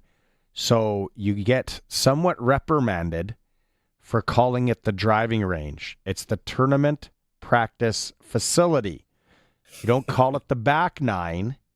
It's called the second nine. Right. No, you don't say fans. You say patrons. Yes. And it's not the rough. It's the tall grass. First cut. Yeah, it's like the pine needles are immaculate there. Like nothing's out of place, and it's a throwback. There's not a place like it. It's not that there's not a place like it in sports. There are very few places like it on Earth. Like it's almost like you're walking into the sports version of a castle from the 1800s, and yet it's kind of kept pretty modern there. They're on the cutting edge of a lot of technology over there at Augusta National. And then there were some easy and simple ones. No napping. Okay, you can't lay down. You can't even lay down in the grass. You lay down in the grass like some sort of hobo, they're like, hey, get up. You can't do that. No tipping of any sorts. You can't walk around with your shoes off, which people will be like, well, what? No, if you got nice grass, and I walk around caddy for my son up in Waskasiu in the junior, and I take my flip-flops off and walk on the nice spongy grass. No backwards hats, that's obvious. And I heard, I was trying to research this one, chairs that you bring can't have arms. And I'm like, I didn't know that. That sounds a little... Here's the other unwritten rule that's impossible there. If you walk into the pro shop, Barney, good luck leaving there without spending at least $700. Oof. Okay, so here's the thing about the Masters, and maybe this has changed, but I don't think it has. And you were never able to buy Masters gear, swag online. The only stuff that you can buy is actually at the course. So you get into this like store, and everything's that you can imagine, from hoodies and sweaters and golf shirts and caps and flags and posters and ball markers and tees and whatever. And when you go to the grocery store and all the candies and chocolates are right there for the impulse buy, all the little nooks and crannies are right there at the cash register. You end up scooping like $200 or $300 extra at checkout on top of everything else. Yeah, that I've been to. I went to the PGA Championship once, and they had the merchandise tents. Same thing. You're like walking through like you're at the dollar store. It's like, I need that, I need that, and I'm never gonna say, oh, that really hurt if I didn't spend $25 on that. That's awesome. Is there one thing that if anyone ever gets a chance to go that you recommend, like a unique experience or something cool to do? Honestly, just what I would recommend is don't go Thursday to Sunday. Don't go during the tournament. The best time to actually go is a practice round, like Tuesday, Wednesday. The par 3 goes on the Wednesday. But the Tuesday is so fun. Everybody's in a laid-back mood. Everyone's happy to be there, inside the ropes too. And you might see a golfer kind of on one of the fairways pull out the 5-iron, try it. Then they drop the ball, and then they pull out the 6-iron and try it. I remember one year one of the golfers kind of looked over. He tried 3 different shots with 3 different clubs, finally looked over to one of the patrons and said, okay, well, these 3 clubs didn't work. Do you have a suggestion for me? It's a lot more relaxed. It's a lot more loose. And you miss so much of the tournament, Thursday to Sunday. The vibe is just so much better on a practice round or the par 3 on Tuesday or Wednesday. What? So I'll tell you a quick golf story from that PGA Championship at Hazeltine. So the fellows all went on Monday, Tuesday, and the guy was living in Rochester, so we're staying there. And I didn't go until Wednesday. I had young kids, and so you couldn't take phones in. And this was BlackBerry, because what year was that? Sure. 2000, whenever. Yeah, not 2009, I think. So no BlackBerries. So no cameras. So That's right. The boys are like, well, what's going on? Like, no cameras are not going to get any, but you can take pictures, practice rounds as much as you want. That's right. So I said, okay, well, you guys are there Monday, Tuesday, Wednesday. Barney isn't. But here's how Barney's brain works. You guys go buy a couple disposable cameras.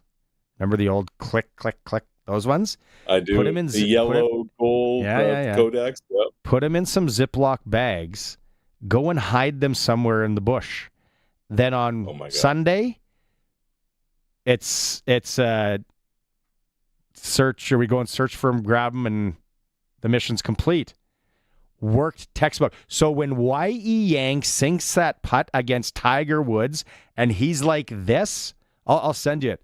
There's a group of 8 pigeons from Regina, Saskatoon, all over Saskatchewan, all up at the same shirts. And me and my buddy have the yellow cameras and we're taking pictures of it. That's amazing. So there was no rain that week. The cameras didn't get destroyed. No one went sifting through the bushes. The boys put it in a hollowed out log that was tipped over. So even if it would have rained. These are veterans. These are the guys who on a college football trip know to bring the airport bottle booze and put it in their socks, because then when they're not serving, you go into the bathroom with a big fountain Coke and load up the rum. We have lots of time. Okay, so here's the other one from that story. Yeah.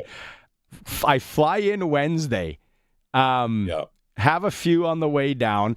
I'm sitting at the Minneapolis airport Wednesday afternoon with my golf bag and a suitcase and a backpack. These swear to my dad's grave. These are true stories. Mercedes-Benz pulls up, SUV with the Hazeltine PGA Championship.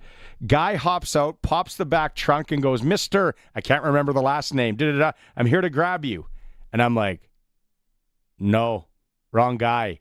He was going to grab my clubs and everything. He thought I was the alternate that he was going to pick up. Oh my gosh! And why didn't you say yes? Why didn't you say yes, buddy?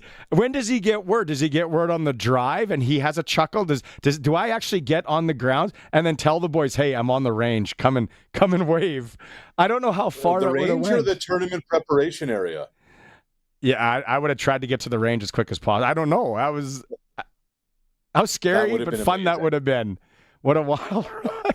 They would have ran back into the bushes, found the disposable cameras, and taken all the photos of you out there kind of elbow to elbow with Ernie Els out on the green. But it was Wednesday, so I think they still could have had the blackberries buzzing on Wednesday. Yeah, so those are two awesome stories. We're the Masters, just something about it.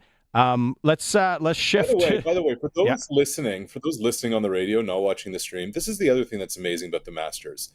I've caught you now like 5 times looking over your shoulder just to take a quick peek at the leaderboard. Who's on the screen right now. The amazing part about the Masters is you don't want to miss a shot. There's tournaments basically 51 other weeks of the year. You're barely paying attention, blah, blah, blah.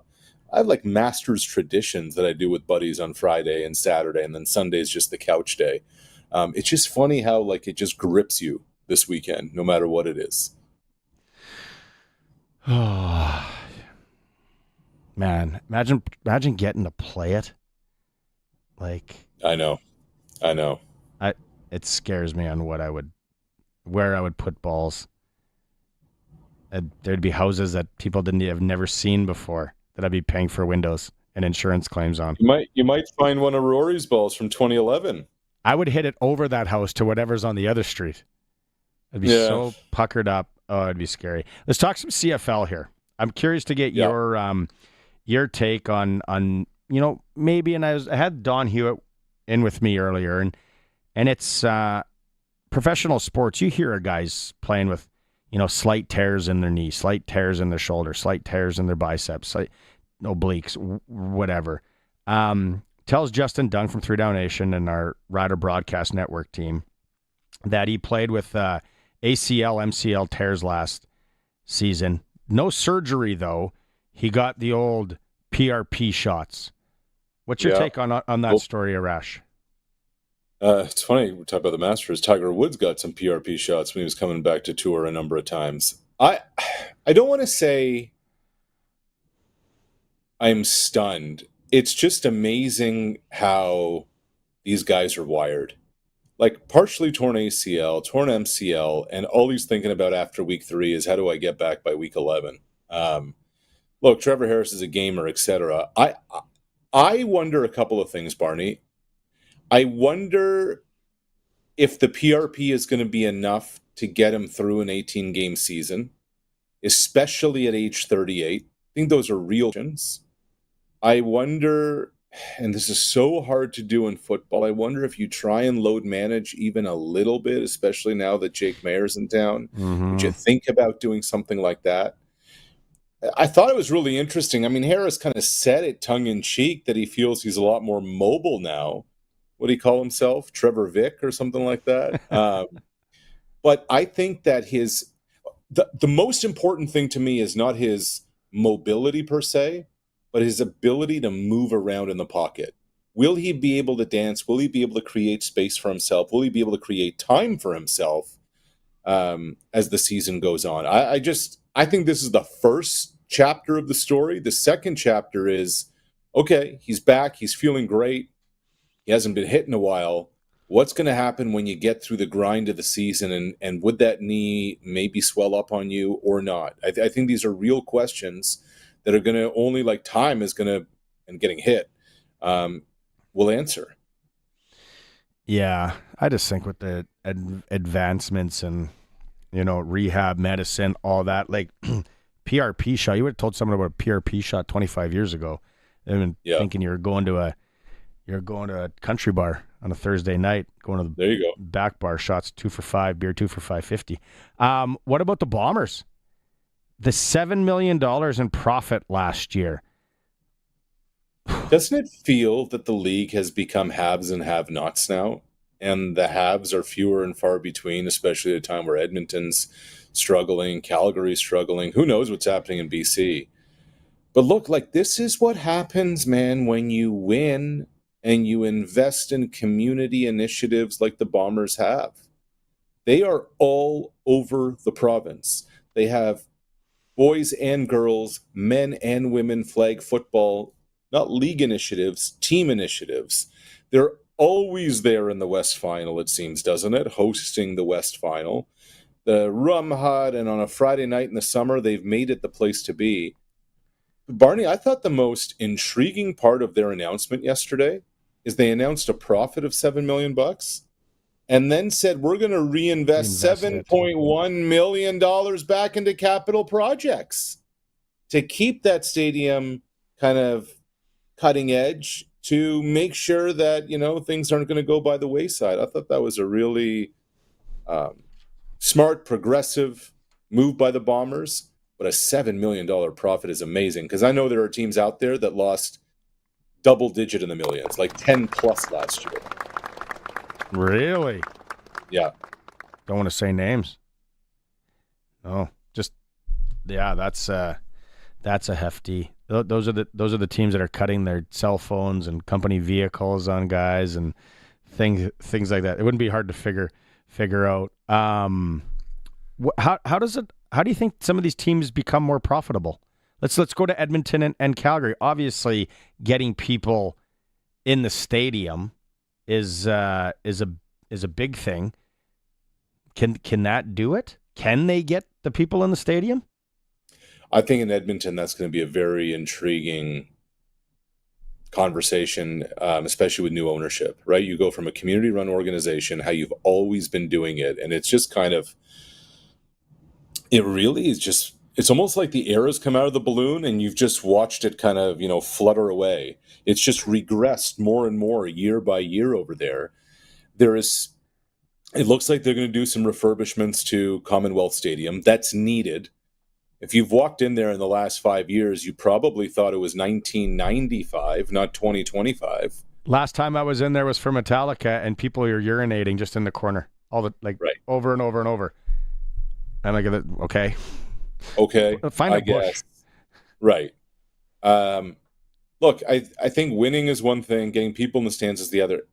And this whole Ed Hervey thing, another reason why it, pisses me off is that you need to market stars. People want to come out to watch stars. Instead of saying they don't exist, work on really making them something in that market and in that community. Give them a reason why they want to come. Terry Vaughn was a legend in that town. Mookie Mitchell was a legend in that town. Shoot, Hervey was. Winston October, Ricky Ray. People came to watch those players. You have to do that. And if Trey Ford can be the guy, Barney, I would put the marketing machine behind him. He's a Canadian. He's smart. He's they've invested in him. He's invested in that market. Invest and market your stars. That's a big way to get the public engaged in what you're doing. A lot of people say Arash hates the CFL. You've been critical on it. That's your job. You're honest. Yeah, we can go honest. You got something coming up though next weekend with the Grey Cup. Yeah, and I'm pretty excited about this. Barney, you know how it goes. There's a lot of things that you do sometimes and you don't want any attention on it, blah, blah, blah. But so next weekend is the long weekend. It's Easter. And Toronto has the biggest children's hospital in the country, sick kids. And there are going to be a lot of kids who aren't going to be able to leave the hospital over that long weekend. And some of their families are going to be there. So got in touch with Ryan Dinwiddie, the head coach. Dinwiddie and I used to work in Winnipeg back in the day. There he is with his pops for those watching on the stream when they won the Grey Cup, Big Wayne. Dinwiddie and I are taking the Grey Cup to sick kids next Saturday. And for the families, for the kids, take the trophy, take some swag, blah, blah, blah. What an opportunity. I bet there'll be a lot of kids who will have no idea what that thing is, and that's going to be cool, but suddenly there's going to be a massive trophy there in the lobby, some atrium, for the staff, for the families, for the kids themselves. It's going to be a great moment that they'll always have. And I think those are kind of some of the things that the CFL is great. You can really touch it and feel it and all those kinds of things. And it's good at Dinwiddie and the Argos to make that happen next weekend. Nice touch, my man. Nice touch. All right. I'll text you a couple things tonight, but my little Who's winning Sunday? What's my live line sprinkle here? I don't know. I got my first round though, Justin Rose bet. Yeah. Looks like it could hang on to pay. So then after that I'm playing with house money, as they say. But who I really want to win, I don't even know what he ended up today, was Brooks Koepka. Yeah. And Corey Connors, Canadian. I know. There's always hope after Thursday, isn't there? Oh, it's classic. Yeah. And they said, maybe he can hold it together. I think I got a little dabble on him, so it'll be a lot of fun. And then I'm off next week, so you'll be with the Maz man. Okay. Enjoy the time off. Okay, buddy. Appreciate it. See ya. Happy Masters. Right on. That is Arash Madani, coast to coast style. For Brian Gawley, Smart Investing Solutions. You got to be smart with your money. I love listening to Brian's updates the last week because you just, with the way the market's going and up and down and this and that, it's awesome. You can call Brian Gawley anytime, talk money. Just a good old boy. Not going to push you in anything, just to have a coffee. 546-2533. Go to break. What do we got coming up, fellas? After that, Arash Madani. We'll go Clutch Performer when we get back. I got a couple. It's a Sports Cage on 620 CKRM. 620 CKRM is your home to country's greatest hits and the 90s at 9. One full hour featuring the biggest hits of the 90s. Garth, Reba, Alan, Shania, George, and so much more. No cassette tape or CDs required, and 90s mullets are optional. 90s at 9 for the town of Wolseley and the voice of Saskatchewan. 620 CKRM. On the farm, dirt doesn't just get under your fingernails. It runs through your veins. Your equipment is just as tough. You bought it for its rugged dependability and efficient operation. To keep your machinery running as good as the day you bought it, you want genuine AGCO parts, fluids, and filters from Nick Service. Their friendly parts staff has what your equipment needs to keep it running at the top of its game. Keep it genuine at Nick Service, your local genuine AGCO parts headquarters. Let's get out on the water. Now is the best time of year to buy a boat or pontoon at Kevin's Marine. Cast a line in a Lund fishing boat. Take the family out on a Four Winds boat. Or head out on a pontoon by Harris or Crest. Powered by Mercury Motors at the lowest prices of the year. There are manufacturer's rebates, dealer discounts, and low payment financing on a great selection of boats and pontoons. Plus Shoremaster aluminum docks and lifts. Kevin's Marine in Fort Capel. Enjoy your summer. Get out on the water. Stop by or shop online at kevinsmarine.com. Struggling to make ends meet? You're not alone. Many people are facing tough times and finding it hard to afford the essentials. I'm hearing from people experiencing this every day. My name is Jasmine Brown, a licensed insolvency trustee at BDO in Regina. I'm here to help you take control of your finances with a solution made just for you. Call 1-833-BDO-TALK or visit bdodebt.ca to book your free consultation and discover your debt-free future. Get it hot and get it fast. Western Pizza. Dinner served. What's this? Pizza. Looks like cardboard. It is. Cut into a circle. What? Hope you're hungry. You wouldn't order cardboard for dinner, and that's not what you get when you order from Western Pizza. Think I'll order Western Pizza. They've got their pizza down to perfection. Western Pizza. Big on toppings, big on taste. Dine in or takeout. Order today. And get it hot and get it fast. Western Pizza. Spring fever's here, and so are the trucks at Shem's Auto Sales in Regina. Whether you're headed to the farm, the bush, or the lake, they've got the 4x4s to get you there. The lot's loaded with a great selection of quality used pickups, and they're priced to move. Locally owned and operated, Shem's Auto keeps it simple. Solid trucks, straight-up deals, and no pressure. Call or text 306-520-2028 to make an appointment, or check out the latest inventory at shemsauto.com. The Sportscage Clutch Performer for Nick's Service in Emerald Park. Your local Massey Ferguson Challenger, Rogator, Gleaner, and Fendt dealer. Call 781-1077. Clutch Performers. Nick's Service in Emerald Park. Well, shoot, we just talked about Corey Connors. Canadian tied second at the Masters after round one.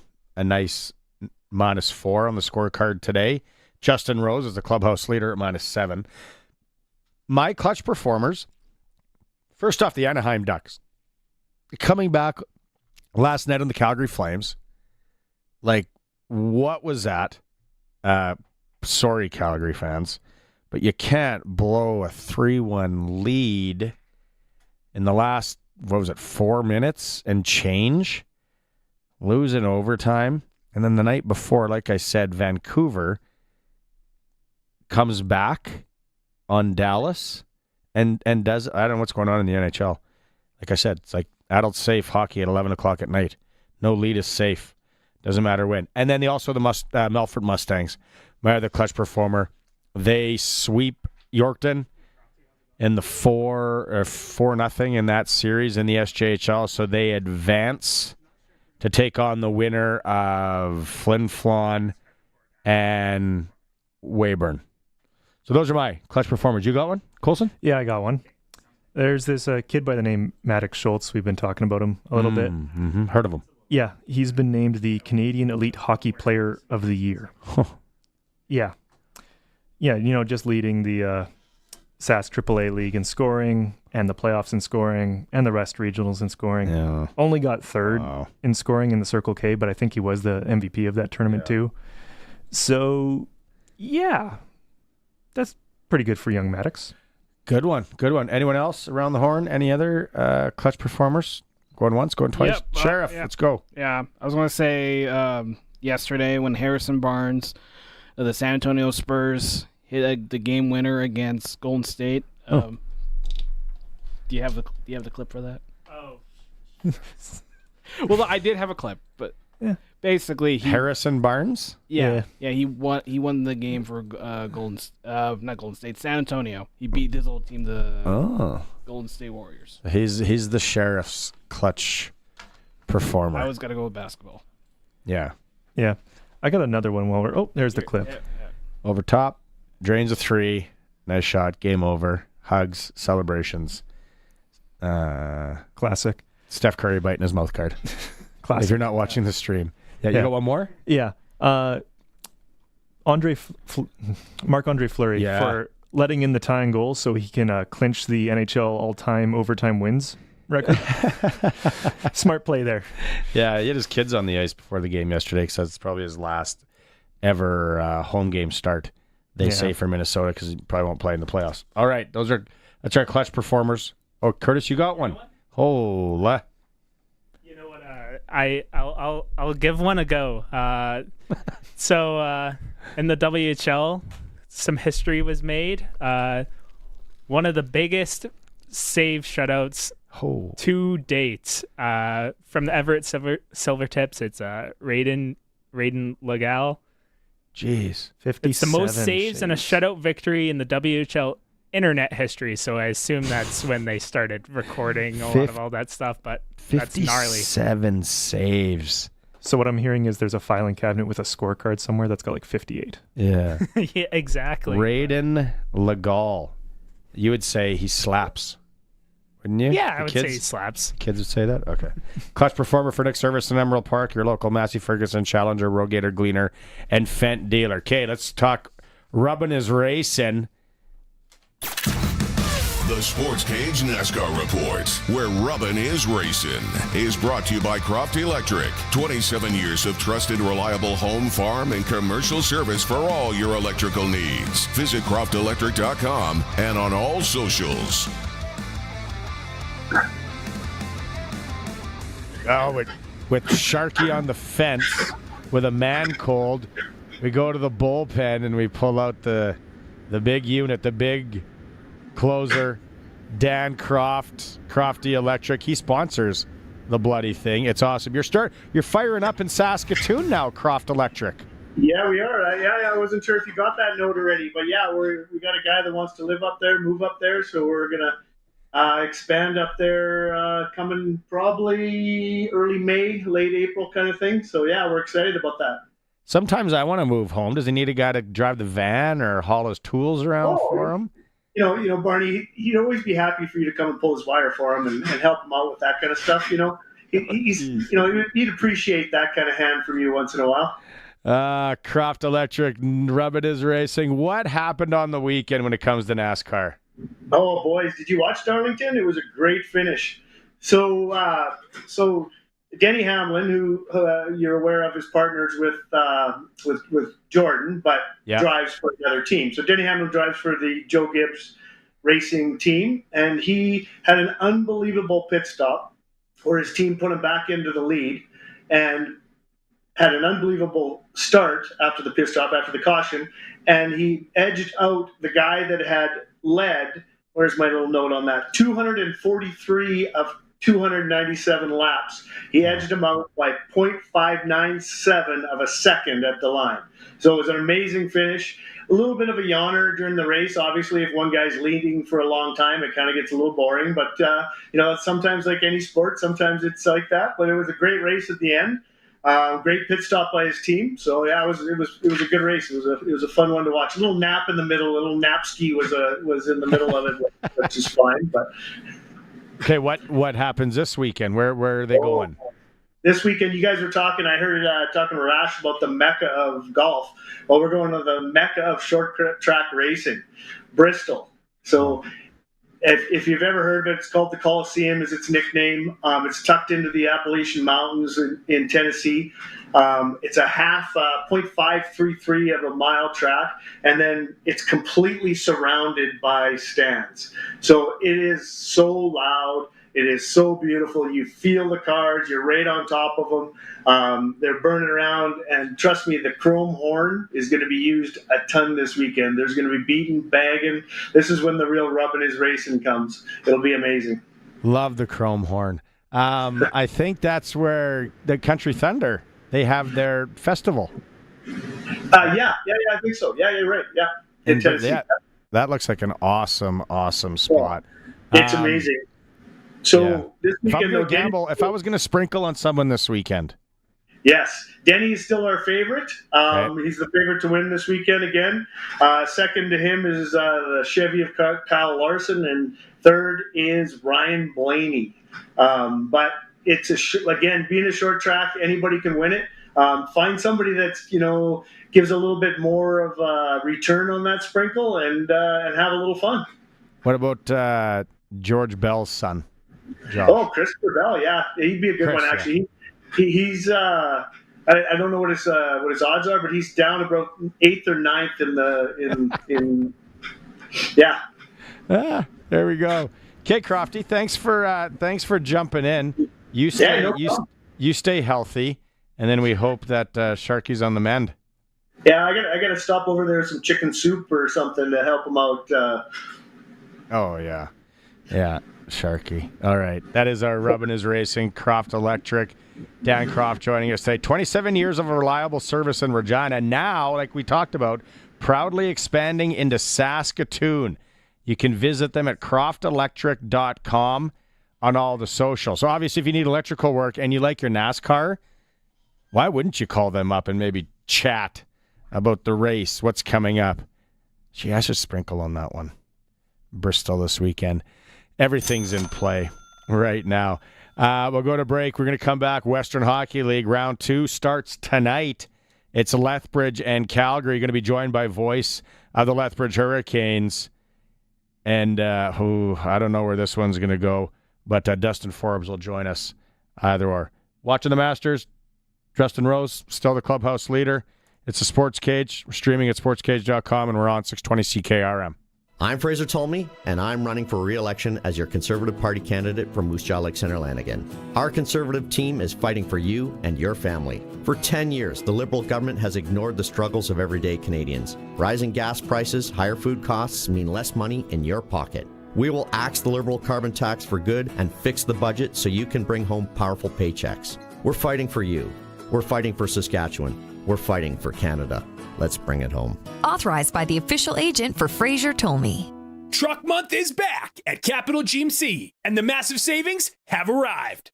Lease a 2025 GMC Sierra for just $99 a week, or finance a Sierra for as low as 0%. Save over $13,000 on a brand new GMC Sierra 2500 HD Denali. Or check out something certified pre-owned. They all come with manufacturer's warranty, roadside assistance, and more. Get the best deals, get the best experience. It's Truck Month at Capital GMC in Regina. Lease payment applicable with $5,500 down payment. See dealer for details. The Keniston Super Draft is back with the 2025 NHL Playoff Draft. Over $80,000, over 200 cash winners, and 3 ways to win. Last year's top 4 playoff scores were Edmonton Oilers. Is it worth loading up on the oil again, or do you take one of the other powers in the West? There are a number of ways to get in on the action. 1 entry for $40, or go in with some buddies and get 7 entries for just $200. And the Super 8 add-on is back for even more playoff fun. The Keniston Super Draft, sponsored by the Keniston Lions. Deadline is Tuesday, April 22nd, 6 p.m. Central Time. Superdraft.com.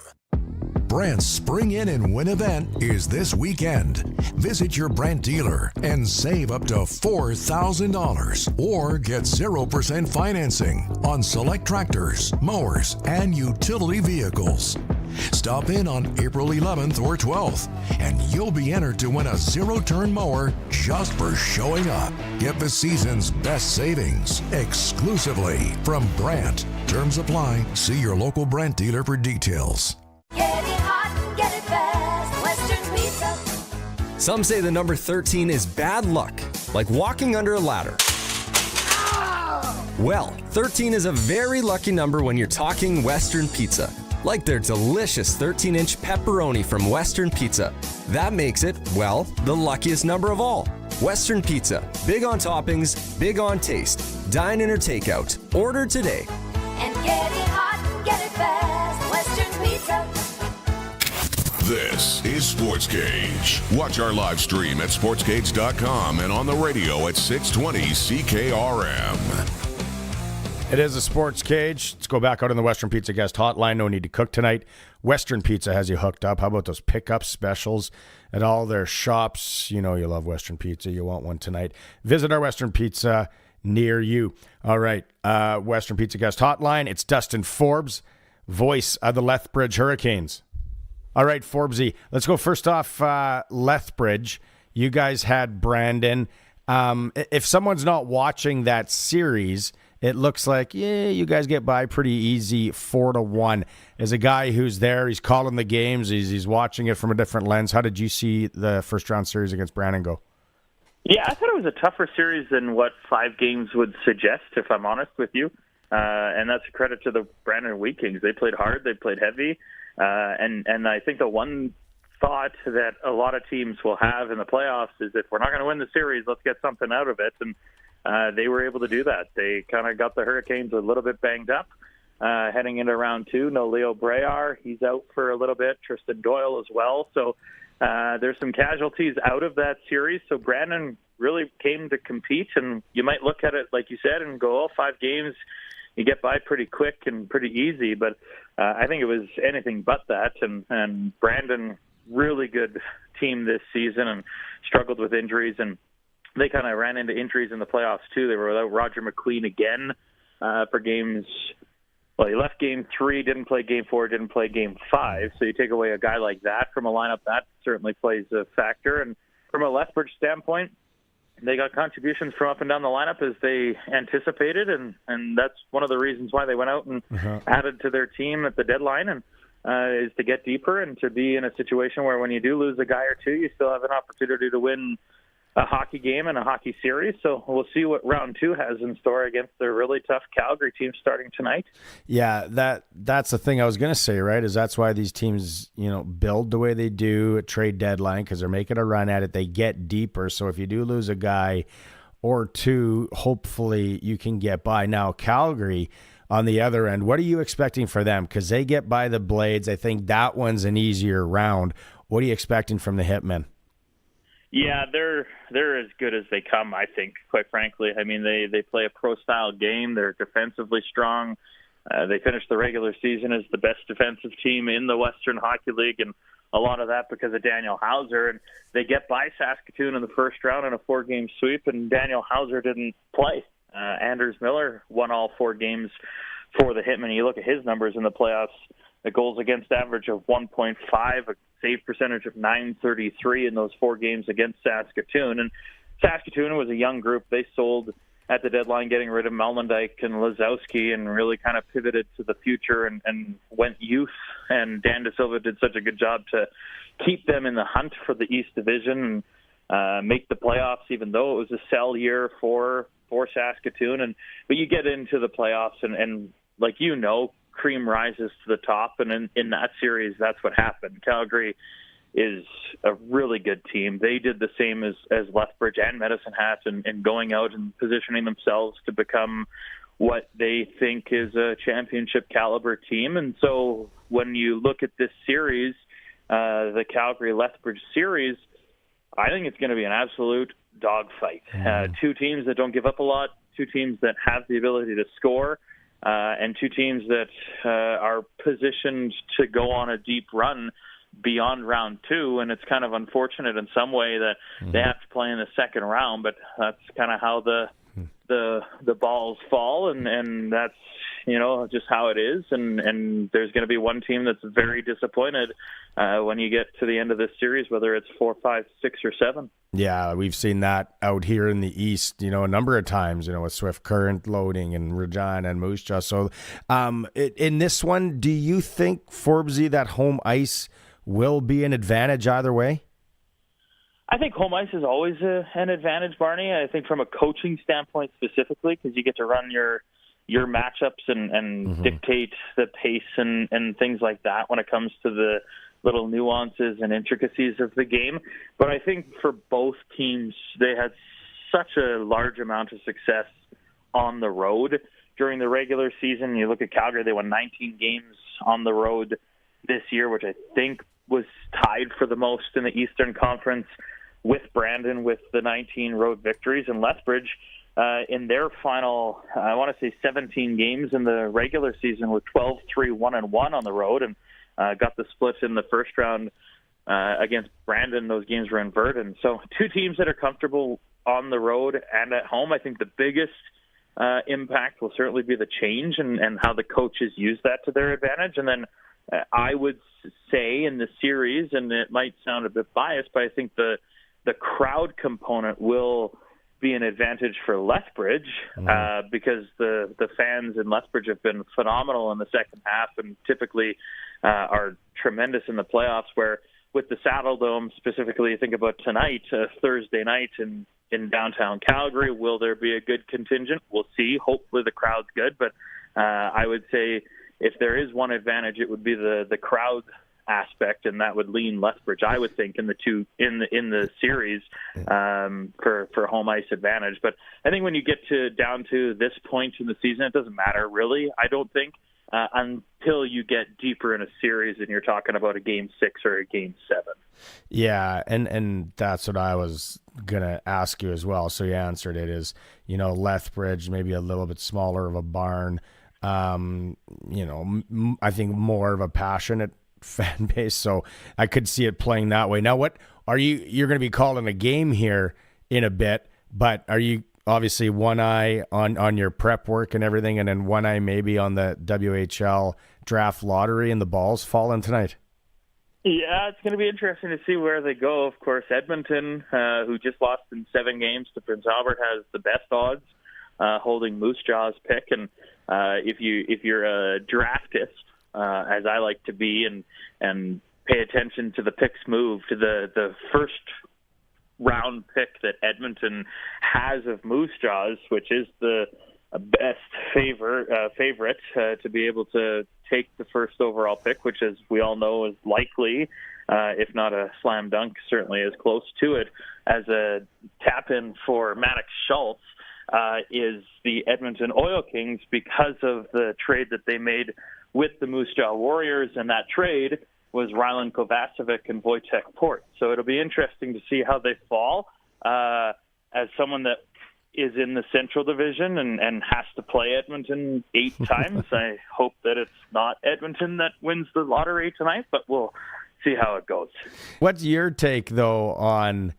Do you think if an Edmonton or Kelowna gets them, Kelowna obviously with hosting the Mem Cup, if we were just two guys at a pub having a pint here talking, do you think that they entertain, or one team entertains conversations from Regina more than the other one, or do you think that they'll hang on to this somewhat generational talent?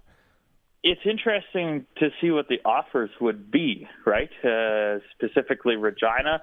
I like, not to disparage the Pats, because I think Al Miller's done such a terrific job there in trying to get that team positioned back to being a competitive team. But say you're Edmonton and you get the number 1 overall pick. What on Regina is enticing enough to give up that pick? Is there anything there? I don't know if there is. If I was a general manager wearing my GM hat, Kelowna's an interesting angle, because as you kind of outlined there, they're hosting next year the Memorial Cup, and they've got a lot of work to do. So if they get the first overall pick, what can they maybe explore in recuperation to help them next season in that deal?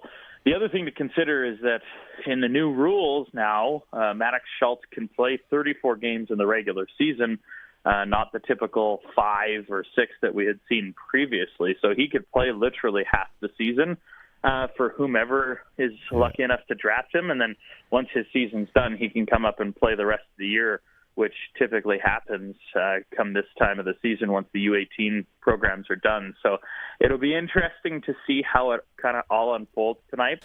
All right, Forbesy, you know what? Exciting time of the year. The other thing, too, quickly, we got about 20 seconds here. I got to ask you, Lethbridge Golf Course, did that open in February? Did I see it? Did I see that right?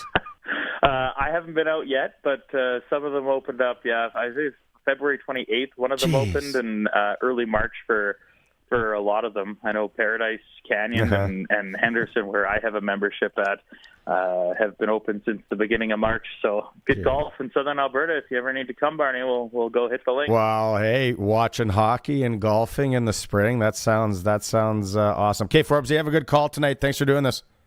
Thanks. Anytime. Voice of the Lethbridge Hurricanes, Dustin Forbes. They get set for Calgary tonight, Western Hockey League playoffs. All of our Western Hockey League reports are for Extreme Hockey and Sport in Regina. They are the local shop. Lacrosse, baseball, spring hockey, umbrella marketing can help you with everything. Extreme Hockey and Sport in Regina. Quick break. It is the Sports Cage on the home of sports in Saskatchewan, 620 CKRM. Out here, every cast is a chance, and every catch a memory. If that sounds like where you want to be, then check out Bass Pro Shops and Cabela's Spring Classic Fishing Sale for our biggest fishing sale of the year. Make memories on the water with unbeatable savings on boating electronics, like up to $1,200 off select Humminbird Helix 7 and 10 fish finders. Plus, trade in your old rods and reels and save even more on new ones. Shop these deals and more at the Spring Classic Fishing Sale, on now at Bass Pro Shops and Cabela's. Brandt's Spring In and Win event is this weekend. Visit your Brandt dealer and save up to $4,000 or get 0% financing on select tractors, mowers, and utility vehicles. Stop in on April 11th or 12th, and you'll be entered to win a zero-turn mower just for showing up. Get the season's best savings exclusively from Brandt. Terms apply. See your local Brandt dealer for details. Truck Month is back at Capital GMC, and the massive savings have arrived. Lease a 2025 GMC Sierra for just $99 a week, or finance a Sierra for as low as 0%. Save over $13,000 on a brand new GMC Sierra 2500 HD Denali. Or check out something certified pre-owned. They all come with manufacturer's warranty, roadside assistance, and more. Get the best deals, get the best experience. It's Truck Month at Capital GMC in Regina. Lease payment applicable with $5,500 down payment. See dealer for details. You say move, and your cows say you tell them your water is right over there, and they say you can't convince a cow to move to the water, so move the water to the cows with the Keln Solar Livestock Watering System. With the Keln Solar Livestock Watering System, you can put your pump pretty much anywhere without the cost of hooking up to the grid. Learn more about the Keln Solar Livestock Watering System at kelnsolar.com. Keln Solar, we move water. Keep your equipment out of the rain and mud this spring by storing it in a new building from Olympic Buildings. A new building on your property can serve as a shop for equipment or hay storage, a riding arena, and so much more. Olympic Buildings in Regina can store it all. Visit olympic-buildings.ca. This is Sports Cage. Watch our live stream at sportscage.com and on the radio at 620 CKRM. Prairie Land Rentals text line 936-6262. I almost forgot. I'm watching numbers. So many numbers today with the Masters going on. Justin Rose still the clubhouse leader. A little sports ticker side of things now tonight. Fort Capel. You're anywhere in the area and you like hockey. 7:30. It is Game 6. Fort Knox, Saskatoon Wesleys. We have head coach of Fort Knox, Matt Scott, coming up in hour 3. Lethbridge, Calgary, like we just heard from Dustin Forbes, Game 1 in the Western Hockey League tonight. PA Medicine Hat, they're going to start on Saturday. Victoria Spokane, Berkeley Catton, Andrew Crystal from Spokane. They start Sunday. We'll hear from Berkeley Catton tomorrow on the show. Portland Everett, they fire up Saturday night as well. SJHL, things are done for the Yorkton Terriers. Clean sweep by the Melfort Mustangs. They await the winner of Flin Flon and Weyburn. Flin Flon with their backs up against the wall. They win 5-1. They take it back to the Whitney Forum Saturday night. Shout out affiliated player and Regina boy Eric Hahn with a goal last night for Flin Flon. So Saturday at the Whitney. SJHL reports always for Southie Mainline Chrysler. The new king of trucks in Southie Saskatchewan. Worth the drive every time, guaranteed. There is NHL hockey tonight. The Masters will be wrapped up right away. Why get off the couch? Might as well sit and watch hockey as well. Canadian teams in action this evening. Winnipeg, Dallas. Interesting, intriguing matchup there. Vancouver travels in to Colorado. And that is it for our Canadian teams in the NHL. Saskatchewan teams. Saskatoon Blues play. It's an 80s joke for all you people that are my demographic. We will go to break. Glen Suitor will be with us in hour 3. We'll talk to Suits, get his take on the Riders camps. Camps down in Texas coming up this weekend. $150, you can go run around, try and get noticed by the Rider Brass. It's the Sports Cage, the home of the Riders, 620 CKRM. We are 620 CKRM Regina, a Harvard media station. It's 5 o'clock. Good evening. I'm Corey Atkinson from the SaskToday.ca newsroom with your 620 CKRM news for Echo Sound and Fort Qu'Appelle. Stay connected with a new cell phone from Echo Sound. Call 306-332-6711. A death investigation is underway after Regina police found an injured man at a home on East College Avenue. Officers arrived at 12:17 a.m. today and tried to save the man's life. Emergency medical workers arrived soon after and declared him dead. Police secured the area and brought in major crimes and forensic identification units to help with the case. They're not releasing the man's name at this time. Police are asking anyone with any details to call them at 306-777-6500 or to contact Regina Crime Stoppers at 1-800-222-TIPS. The Saskatchewan Urban Municipalities Association says communities are feeling the pressure of global economic changes. SUMA President Randy Golden says border issues, supply chain problems, and possible U.S. tariffs are hurting local economies. She also says trade barriers between Canadian provinces make it hard to find more stable markets. Golden is asking federal leaders to take action. She says they must help open Canadian markets and protect key services like Canada Post. These changes, she says, would help towns and cities survive during uncertain times. SUMA says strong leadership is needed now more than ever. Alberta is committing almost $1 million to upgrade its wildfire early warning systems as the province heads into the heart of the burn season. Forestry Minister Todd Loewen says $900,000 will go towards upgrades and expansions to the network of 150 weather stations. The stations keep an eye on environmental conditions in real time to help fire crews know where to attack when the weather gets hot and dry.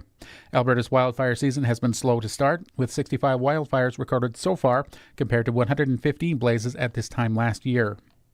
Federal NDP leader Jagmeet Singh is speaking out after a Saskatchewan MLA called him a terrorist during a budget speech. Singh said the comments didn't bother him personally, but he is worried about how such words affect children. He asked why someone with a teaching background would make such a statement. The comment was made by Raquel Hilbert, the Saskatchewan Party MLA. Singh called the accusation a lie and said it raises questions about respect and honesty in politics. Singh shared his thoughts during a campaign stop in Richmond, BC yesterday. The number of people killed when a roof collapsed at an iconic nightclub in the Dominican Republic has surged to 221. Victor Oquendo reports a band was performing when the roof collapsed. Members of that band killed. Also among the deceased, two former Major League Baseball players, Octavio Dotel and Tony Blanco. Blanco, according to reports, saved one of his former teammates by pushing him out of the way of falling debris. It is still unclear what caused the roof to collapse or when the building was last inspected. The government has said it will launch a thorough investigation. That was your 620 CKRM News. Read more stories from around your community and around the province at sasktoday.ca and 620ckrm.com. Your weather is next. Oh, finally. There it is. Whoa, did you order pizza? No, even better. I called Echo Sound, your SaskTel authorized dealer. Oh, so what'd you order? Well, they have all the top-of-the-line smartphones with all the latest features and so many great plans, man. Oh, nice. Oh, it is the pizza guy. Hey, guy. Tell him to go away. We're waiting on Echo Sound. Echo Sound, your SaskTel authorized dealer in Fort Qu'Appelle. EchoSound.ca. We'll still take the pizza, though. Let's get out on the water. Now is the best time of year to buy a boat or pontoon at Kevin's Marine. Cast a line in a Lund fishing boat. Take the family out on a Four Winds boat. Or head out on a pontoon by Harris or Crest. Powered by Mercury Motors at the lowest prices of the year. There are manufacturer's rebates, dealer discounts, and low payment financing on a great selection of boats and pontoons. Plus Shoremaster aluminum docks and lifts. Kevin's Marine in Fort Qu'Appelle. Enjoy your summer. Get out on the water. Stop by or shop online at kevinsmarine.com. Weather brought to you by Linex in Regina. Serious protection, killer looks. 1865 McCarra Street. Clear to partly cloudy for tonight. Temperature dropping off to around 4 degrees. A nice mild day on Friday, but with gusty winds. They increase tonight, and they really get going tomorrow. 25 to 45 kilometers per hour. Could even gust higher. And then through the afternoon, as the temperature peaks, the wind shifts from the south into the west, slowly subsiding through the later afternoon and evening, finally settling into 15 to 25 for Friday night. But we fall off to around 1 degree. Now, that's still not Arctic cold. In fact, it's still above normal. 14 degrees is the high on Saturday. We slowly drop off Saturday night. A few rain showers will come in through the evening. Temperatures will finally start to turn downward. And as we fall, that fall continues through the day on Sunday. Cold enough by day's end as we fall through the single numbers for a bit of wet snow to mix in with the rain. So Sunday, the more miserable day of the weekend, thanks to those clouds and snow showers. Back to partial sunshine Monday with a high of 4. With your 620 CKRM weather forecast, I'm Precision Weather meteorologist Phil Spivak. When you want the best for your truck, you want Line X. Your truck has withstood the harshest elements Saskatchewan has thrown at it. Rocks, gravel, rain, sleet, and snow, and left with no chips, no rust. Line X protective coating keeps your truck's bed liners, rocker panels, and bumpers looking like brand new. Don't settle for Brand X. Go with Line X. It's serious protection. Come see why everybody loves taking their truck to Line X Regina for their rocker panels, bumpers, and more. Line X, make your truck complete. 1865 McCarra Street. He's at it again. Matt sharpening his pencil to save you money at Matt's Furniture. Now till May 7th, make it a suite with all new Whirlpool appliances. Get a brand new Whirlpool 31 cubic foot French door refrigerator, just $19.99. Get the Whirlpool electric range with air fry for only $14.49. And get the Whirlpool 47 DBA dishwasher and 1.7 cubic foot microwave. Make it a suite with Whirlpool and Matt's Furniture. See in store today for details. Matt's Furniture in Fort Capel, Kamsack, Melville, and Foam Lake, or online at mattsfurniture.ca. Broadcasting from Century Studios in downtown Regina, Harvard Media presents The Sports Cage, where Saskatchewan comes to talk local sports. Brought to you by Access Communications, trusted in rural Saskatchewan for internet, TV, and home security. Be part of the show. Call 1-866-767-0620 or text 306-936-6262. The Sports Cage. Streaming at sportscage.com, our YouTube channel, and on the radio at 620 CKRM. Hour number 3 of the Sports Cage. Thanks to Access Communications for sponsoring the show. It's Barney Shinkaruk still to come in the hour. We are going to hear from Fort Knox head coach Matt Scott as they prepare for Game 6 tonight in Fort Capel against the Saskatoon Wesley's, a chance to win their first ever banner. That organization out in Fort Knox. If you've missed any of the show, go back and listen to it. It's been a good one. Don Hewitt and I were in hour 1 chatting Riders, chatting Pats and WHL and the WHL draft. Then we were both joined by voice of the Montreal Canadiens, Victor Findlay, who's been on the show before. We're going to run that again in hour 3 here for you if you missed that, for all your Habs fans out there, but you can go listen in podcast form. And then Arash Madani and a little Dan Croft doing the NASCAR report in hour 2 along with Dustin Forbes from the Lethbridge Hurricanes. So a lot on the show today. The Western Pizza Hotline has been busy. I don't want to cook tonight. Probably a good night for Western Pizza. You're probably in the same boat. Maybe the pickup special, or I'm thinking of the Greek pita this evening. But let's go out on the Western Pizza guest hotline and let's talk to our man Glen. Time now for press coverage with CFL and Saskatchewan Roughrider legend Glen Suitor on the Sports Cage. Brought to you by Bronco Plumbing and Heating, where professional service is guaranteed. They'll treat you right. 781-2090. Glenn, it is hat day. Curtis was saying that is a nice hat. The Cavern Club. Super jealous. Still super jealous of that. I got to ask you, if a guy that lives out on the West Coast there, you could probably golf all year round if you really want to play in the wet. Would you be watching the Masters today? Are you eyeballs glued to that?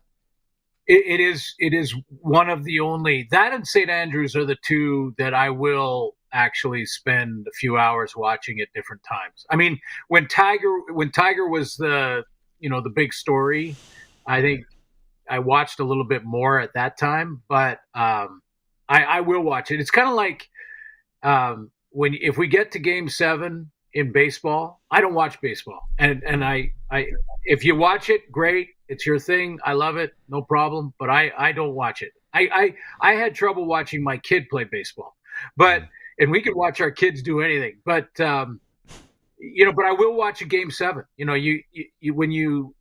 Because it transcends the game to me. So when it's St. Andrews or when it's the Masters, I tune in for a couple hours. TSN does such a good job. I'm usually somewhat critical of TSN in a lot of respects. They do such a good job with their Masters coverage. Their golf majors in general. Like, you can pick up the feed early in the morning. They got different, the different stations have different feeds. I think it's awesome what they do. Yeah, well, at times there's a long line of guys that have some issue with how we cover things, but I'm proud of our coverage. I think they do a great job, and it's taking a lot of different world feeds and things like that. I'm not even completely informed on all of the stuff that goes on behind the scenes to get to air. I just want them to bring back the Hiram Walker 5-pin challenge. There's nothing better than watching bowling on a Saturday afternoon, or right, followed by some Australian rules football. Well, it was the early days of TSN, right? They were like just trying to fill it with whatever. I got to ask you, I saw this online, and it's the 2025 Open tryouts for the Saskatchewan Roughriders. Now I'm going to read what it says. It says the tryout will include position-specific drills followed by one-on-one competition periods. There is no live contact, and participants will not be in pads. Interested athletes will be responsible for bringing proper workout attire, football cleats, and water to keep hydrated. And then it has the 40-yard dash, the broad jump, short shuttle, 3-cone drill. So they're having one coming up this Saturday. If you're in the area of LD Bell High School in Hurst, Texas, outside of Dallas, and they got one in Houston on Sunday, and Atlanta May 4th. These are cool, Glenn. What do you remember any of those? Do you remember covering them? Anything like that?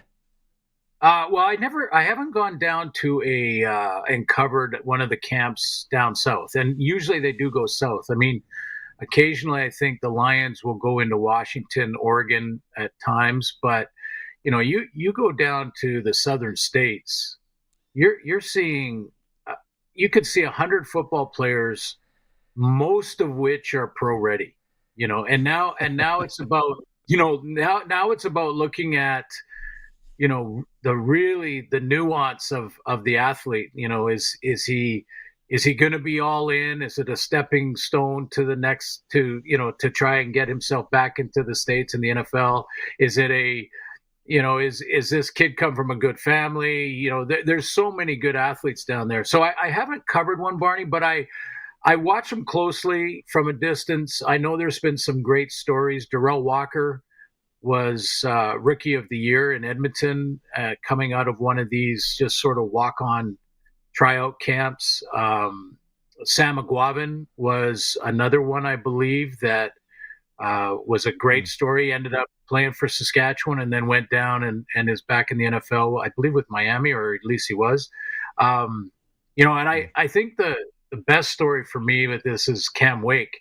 And, people will remember Cam. I mean, he was one of those just unique, special rush ends that had athletic ability where that first step, it kind of like, I make the comparison, not with the athlete and the accomplishment, but I make the comparison with like a Michael Jordan on the basketball court. That first step, you can't defend. And, no matter how quick you are as an old lineman, you just couldn't get your hands on him fast enough because of that step, and had a great career down in the States after playing for the Lions. Well, he went to the wrong workout facility. He went to Howard University. His agent told him the Lions were having a walk-on. His football career basically was over. He walked on with the Giants, didn't make it. It was a real quick tryout, didn't even get a look really. And he thought his career was over. And then the Lions had a camp down south, and he thought it was at Howard University in Washington, D.C. His agent told him that. He drove all the way there, hours on the road, and no one was there. And then he basically thinks, he calls his dad and he says, I guess my career is over. I guess pro football was not to be for me. And the Lions, because of that effort of him driving and then trying to drive to their location, which was 4 hours away, and getting there too late for the workout, but Bob Obilovich was the coach of the Lions at the time, and he says to Cam Wake, "Look, if you're that hungry, then come up to training camp in BC. Just come to camp. We've got a little film on you anyway. We didn't see you live in one of these tryouts, but you know what? The effort was there. Come up to the training camp in BC." He comes up, he makes it. He's the rookie of the year, and then 2 years later, plays out his contract, by the way, which I just absolutely love and respect from Cam Wake, plays out his BC Lion contract, and then goes down and becomes, a Pro Bowler down in the States. So just a great story about those tryout camps. It's hard to think that a lot of people forget about that story, like how good he was, and then how good he was down there. Like I remember him terrorizing the New England Patriots when he was with the Miami Dolphins. What do you make about the story that Justin Dunk came out with yesterday on Trevor Harris playing with an ACL and MCL partial tears? We knew it. I had some conversations with Trevor about that and where he was at. Of course, they want to keep that very, very private because as much as you hope that an opponent won't ever target an injury, it happens, and it's too bad that it happens, but that it does happen. So guys want to keep it quiet, and the thing about playing with an injury like that is every player at this level is going to say that is going to fight through the pain. The pain is not the problem. The problem is the thought that you might let your teammates down. That's the problem. And that's what Trevor was struggling with is, am I not going to have enough mobility to be the best I can be to help our team win? And the struggle mentally is, I can fight through the pain. I can numb the pain, pharmaceutically. I can do what I have to do to get myself on the field, but am I going to be able to play at the level that I need to play at to keep this team in the win column? And if not, then I'm hurting the team. I don't want to be a bad teammate. That's the struggle that players have when they're hurt and they're trying to decide whether they can play or not. And Trevor gutted it out. He had that enough mobility. I mean, he's a great pocket passer anyway, one of the guys that's seen every defense available. And so he can recognize and get it out of his hands quickly. That's one of his strong points. And so he gutted it out and played. But, a lot of players go through it, and a lot of times nobody knows about it. Sometimes but you're sworn to secrecy because they don't want anybody or the opponent to know. I wonder if we'll maybe start to see, and I'll use the term because it became popular with the NBA, is a little bit of like load management. And, what's the data? Because everything revolves around data. What's the data going to show on, maybe playing your second guy at certain times more throughout the year, whether that's full games or in relief, because that could, there could be something there where we start to see that. And now that the Riders have, Mayer backing them up, maybe we could see that more, Glenn. Well, my argument has always been, and coaches know this, in fact, it frustrates coaches when I say it on the air and they go the other, like their philosophy is different. And I'm talking about short yardage. I don't think your starting quarterback should take the short yardage hit.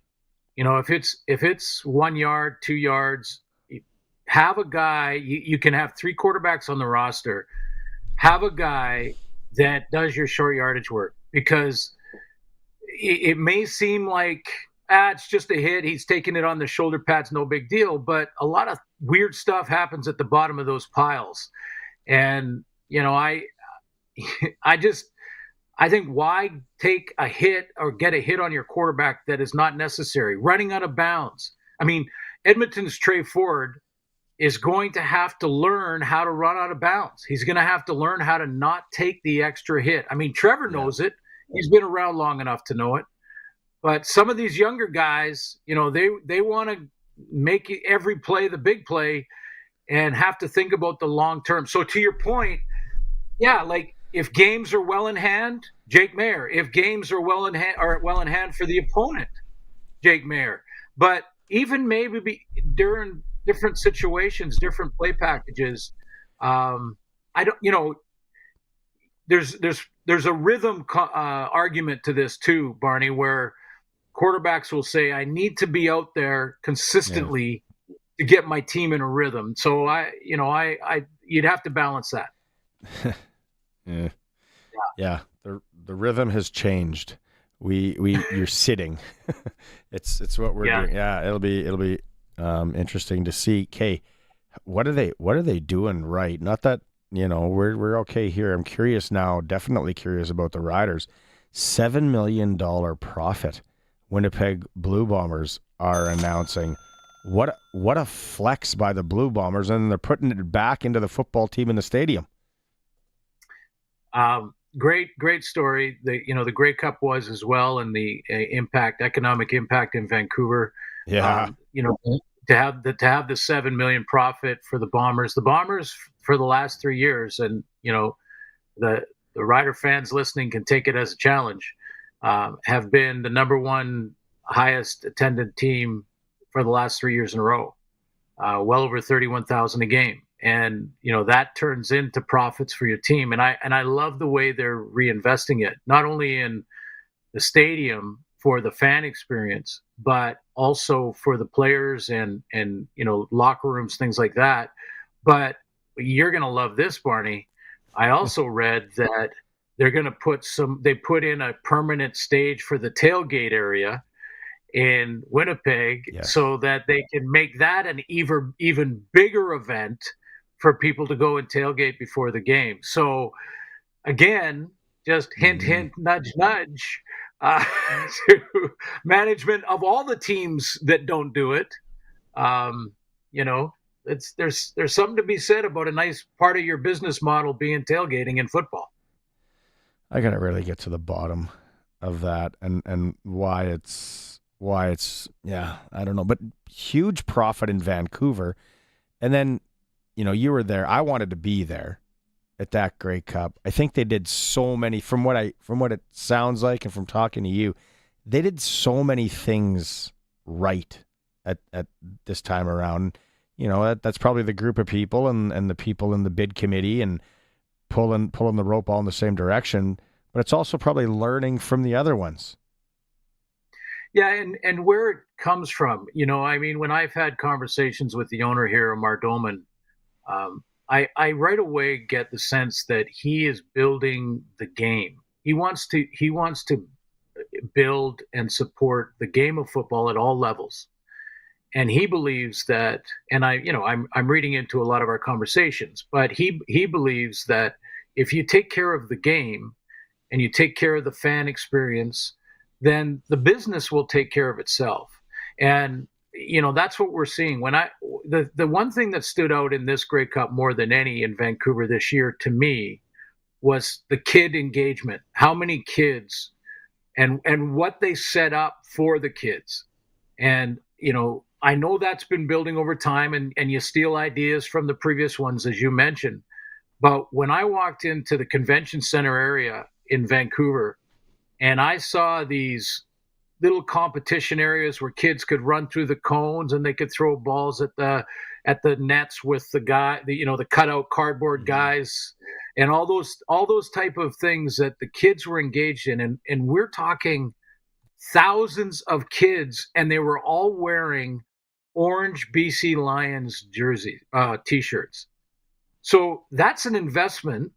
I mean, I don't know how much all those cost, and how many T-shirts were they giving out to all these kids? How were they busing them into Vancouver, downtown Vancouver, from the Lower Mainland, which at times can be, an hour and a half, 2 hour bus ride, busing them in, allowing them to be part of the experience and busing them back. I mean, yeah, there was the zip lines and all that for the teenagers, and, partiers had lots to do. But that was, to me, what stood out most about Vancouver, was how they engaged the 8 to 12, 13-year-old in that age group, man, those kids were ear-to-ear smiles. They loved it, and I guarantee you a whole bunch of them are hooked on football in the country. Back to the Winnipeg thing. Like, I think that has to you're in the wrong business if you are one of the other teams in the league at whatever, position you're in. As a competitor, you got to go, we got to pick up our stuff here. You got to pull up our socks. We got to think about what we're doing right. The Calgarys, the Edmontons, heck, even Saskatchewan. Again, we don't know where they're at. But again, it's such a flex by Winnipeg, and every other team now should be wanting to compete with that. No question. And I would even sort of shift that narrative to let's collaborate on it and compete on the field and collaborate in the boardroom so that we can, and this will be part of the responsibility of Stuart Johnson when he gets in there, to actually settle in, get the board together, get all the different owners together, call the Winnipeg Blue Bombers, say, hey, let's see your whole business plan. Let's see exactly how you're engaging your fans, how you're growing that attendance year to year, and what can we steal from that package that works. Now, every community is a little different, so you have to, it has to work in your area. But I think the collaboration end of it is the big part. Yeah. I like that. Did you catch that the Riders are launching flexible ticket options this year? So like a flex pack, which makes sense, right? If you only can go to a couple games and there's 5 of you, and you buy a 10 pack and you go to that. Really smart. It's somewhat surprising it hasn't been here in the past. And it starts at around like $33, $34. So again, the Riders, they're going after it and probably hearing from the fans and the people of the province saying, listen, I can't make every game. I don't want to have to go through the hassle of selling my tickets, putting them, giving them to somebody, whatever. Flex pack makes sense. Yeah, excellent. Excellent. And flexibility, if you're a season ticket holder, in transferring your tickets to other people, or even donating them, to continue to work. I know that teams are getting better and better all the time at the electronic way to transfer tickets and things like that. But there really should be almost no restrictions on, if you're a season ticket holder and you have 4 seats and you can't make a game, you can get those seats to somebody else. And it's really easy on your phone. You just transfer it over, the guy gets it. And, the Riders will tell you that they're on top of this, and most teams are now, probably way further along electronically than I sure am. But, one of the great aspects of Amazon is how easy it is. You can buy anything you want. You get it in 2 days, delivered to your door. And if you don't like it, you put it back in the box and someone picks it up and takes it away. It's just so easy, even though we're trying to all shop Canadian. It's so easy. It's hard to break the habit now. What a business model for sure. All right. You got Maz next week. I'm off doing client stuff. So you have a good one, and then we'll catch up. And then when we catch up, it's like dog's breakfast. It feels like training camp's right around the corner from that, right? Dog's breakfast kicks it off. It kicks off the football season, I think, officially. But we'll talk next week, my friend. Right on. See you, Glenn. Thanks so much. That is press coverage with Glen Suitor for Bronco Plumbing and Heating, where professional service is guaranteed. They're going to treat you right. It's 781-2090. If you missed the story at sportscage.com, they had talked about it yesterday. Dave and Maz were on here. Super Bowl champion John Ryan, crediting his dad for his career as an NFL and CFL punter. Great story there at sportscage.com. And you can register for the Sports Cage Insider Report, scores, latest news, and opportunities to win VIP access to the biggest events. Click sportscage.com. The other story on there is the Prairie Junior Hockey League. The Lyle is moving to Martinsville next season. Love Martinsville's color scheme that they went with as well. So it's all there, sportscage.com. you can check it out. Well, I wanted to read one text from the Prairie Land Rentals text line. It's Georgie Porgy in Pilot Butte. When we had Dan Croft on, he wanted to give a promotion or a clutch performer to Dan Croft for his community involvement. He installed lights on the Pilot Butte ball diamonds nearly 25 years ago now. Still standing, shining bright. Would not happen without Dan's enormous involvement. A late clutch performer to Dan Croft and everybody. Thanks, Georgie, for sending that one in. All right, speaking of rural Saskatchewan and local and all that, like I said, big hockey game in Fort Qu'Appelle tonight. Fort Knox, Saskatoon Wesleys. Fort Knox, chance to win their first ever banner, first ever league championship provincial banner. Should be packed in Fort Qu'Appelle. We're going to hear from head coach Matt Scott after this, and then after that one, we'll go back and talk to Victor Findlay, play-by-play voice of the Montreal Canadiens, who was in with Don Hewitt and I earlier, if you missed that. It is the Sports Cage, streaming at sportscage.com.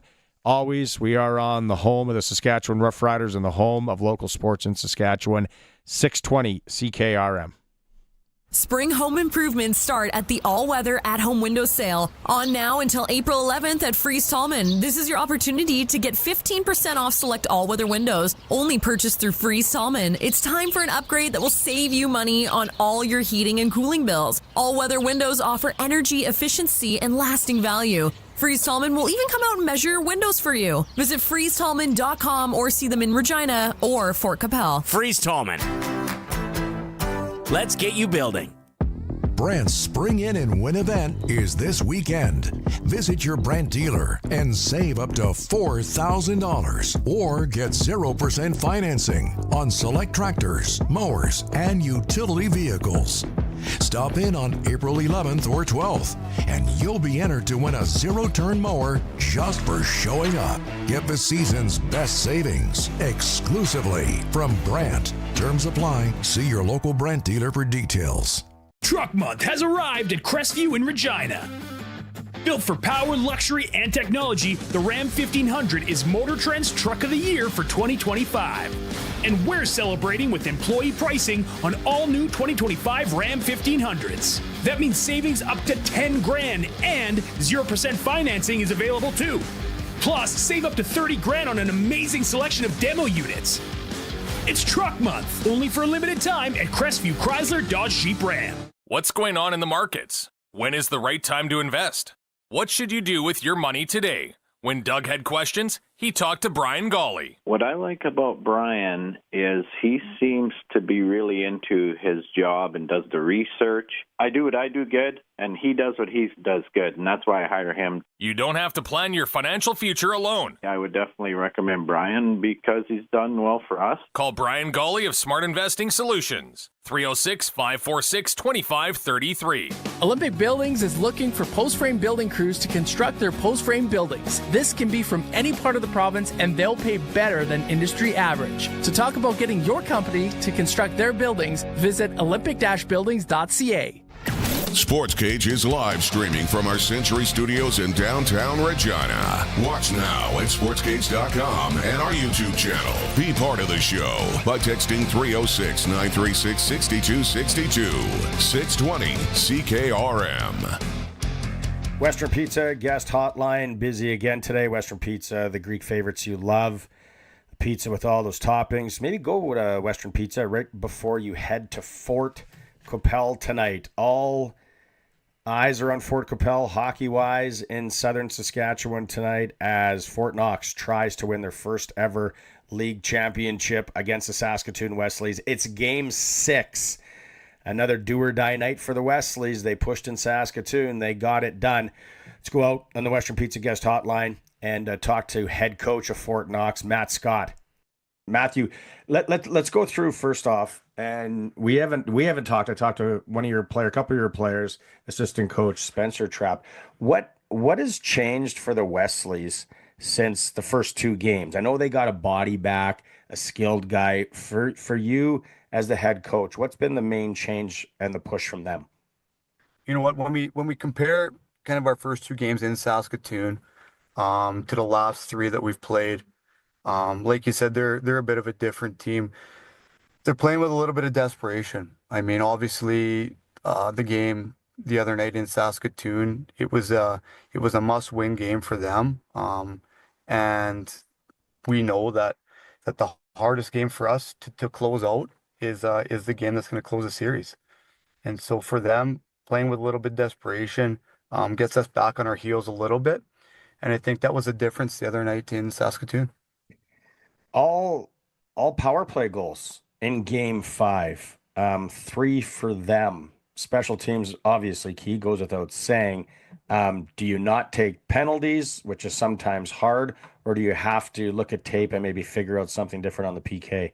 You know what? It's a little bit of both. I think when you diagnose and you go through the game after obviously we lost a special teams game, whether it was power play and penalty kill. They did a really, really good job at changing the way that they approached their power play. They had guys coming downhill from both sides and create a little bit of chaos when they were able to kind of find guys through the seam. So diagnosing it through video, understanding that our PK guys have got to stay inside and we've got to make sure that we limit their ability to move the puck through seams. Excuse me. And then obviously with ourselves getting as many power plays as we did and not capitalizing, we know we've got to be better. We know that the special teams battle, it wins and loses games, and unfortunately the other night, special teams was something that wasn't on our side. On 5-on-5 hockey, what do you guys have to do better tonight? I'm happy with the way that we play 5-on-5. You look at even last night's or the other night's game in the third period when there were very few penalties, a lot of 5-on-5 play. I thought we controlled the pace of the game. I thought we managed and controlled the real good areas of the ice, and our puck management was real good.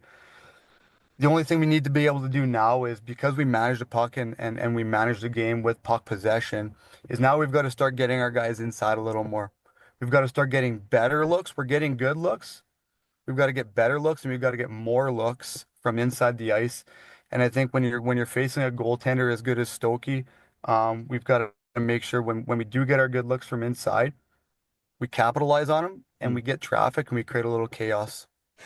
Atmosphere, in the barn tonight will be awesome. That'll be a huge help for you. Will last change be a big help and key for you? Yeah, you know what? Last change is always a positive, and it's always a pro. For us, it's managing their top 2 lines. The one thing that they do is they access our zone with a lot of speed.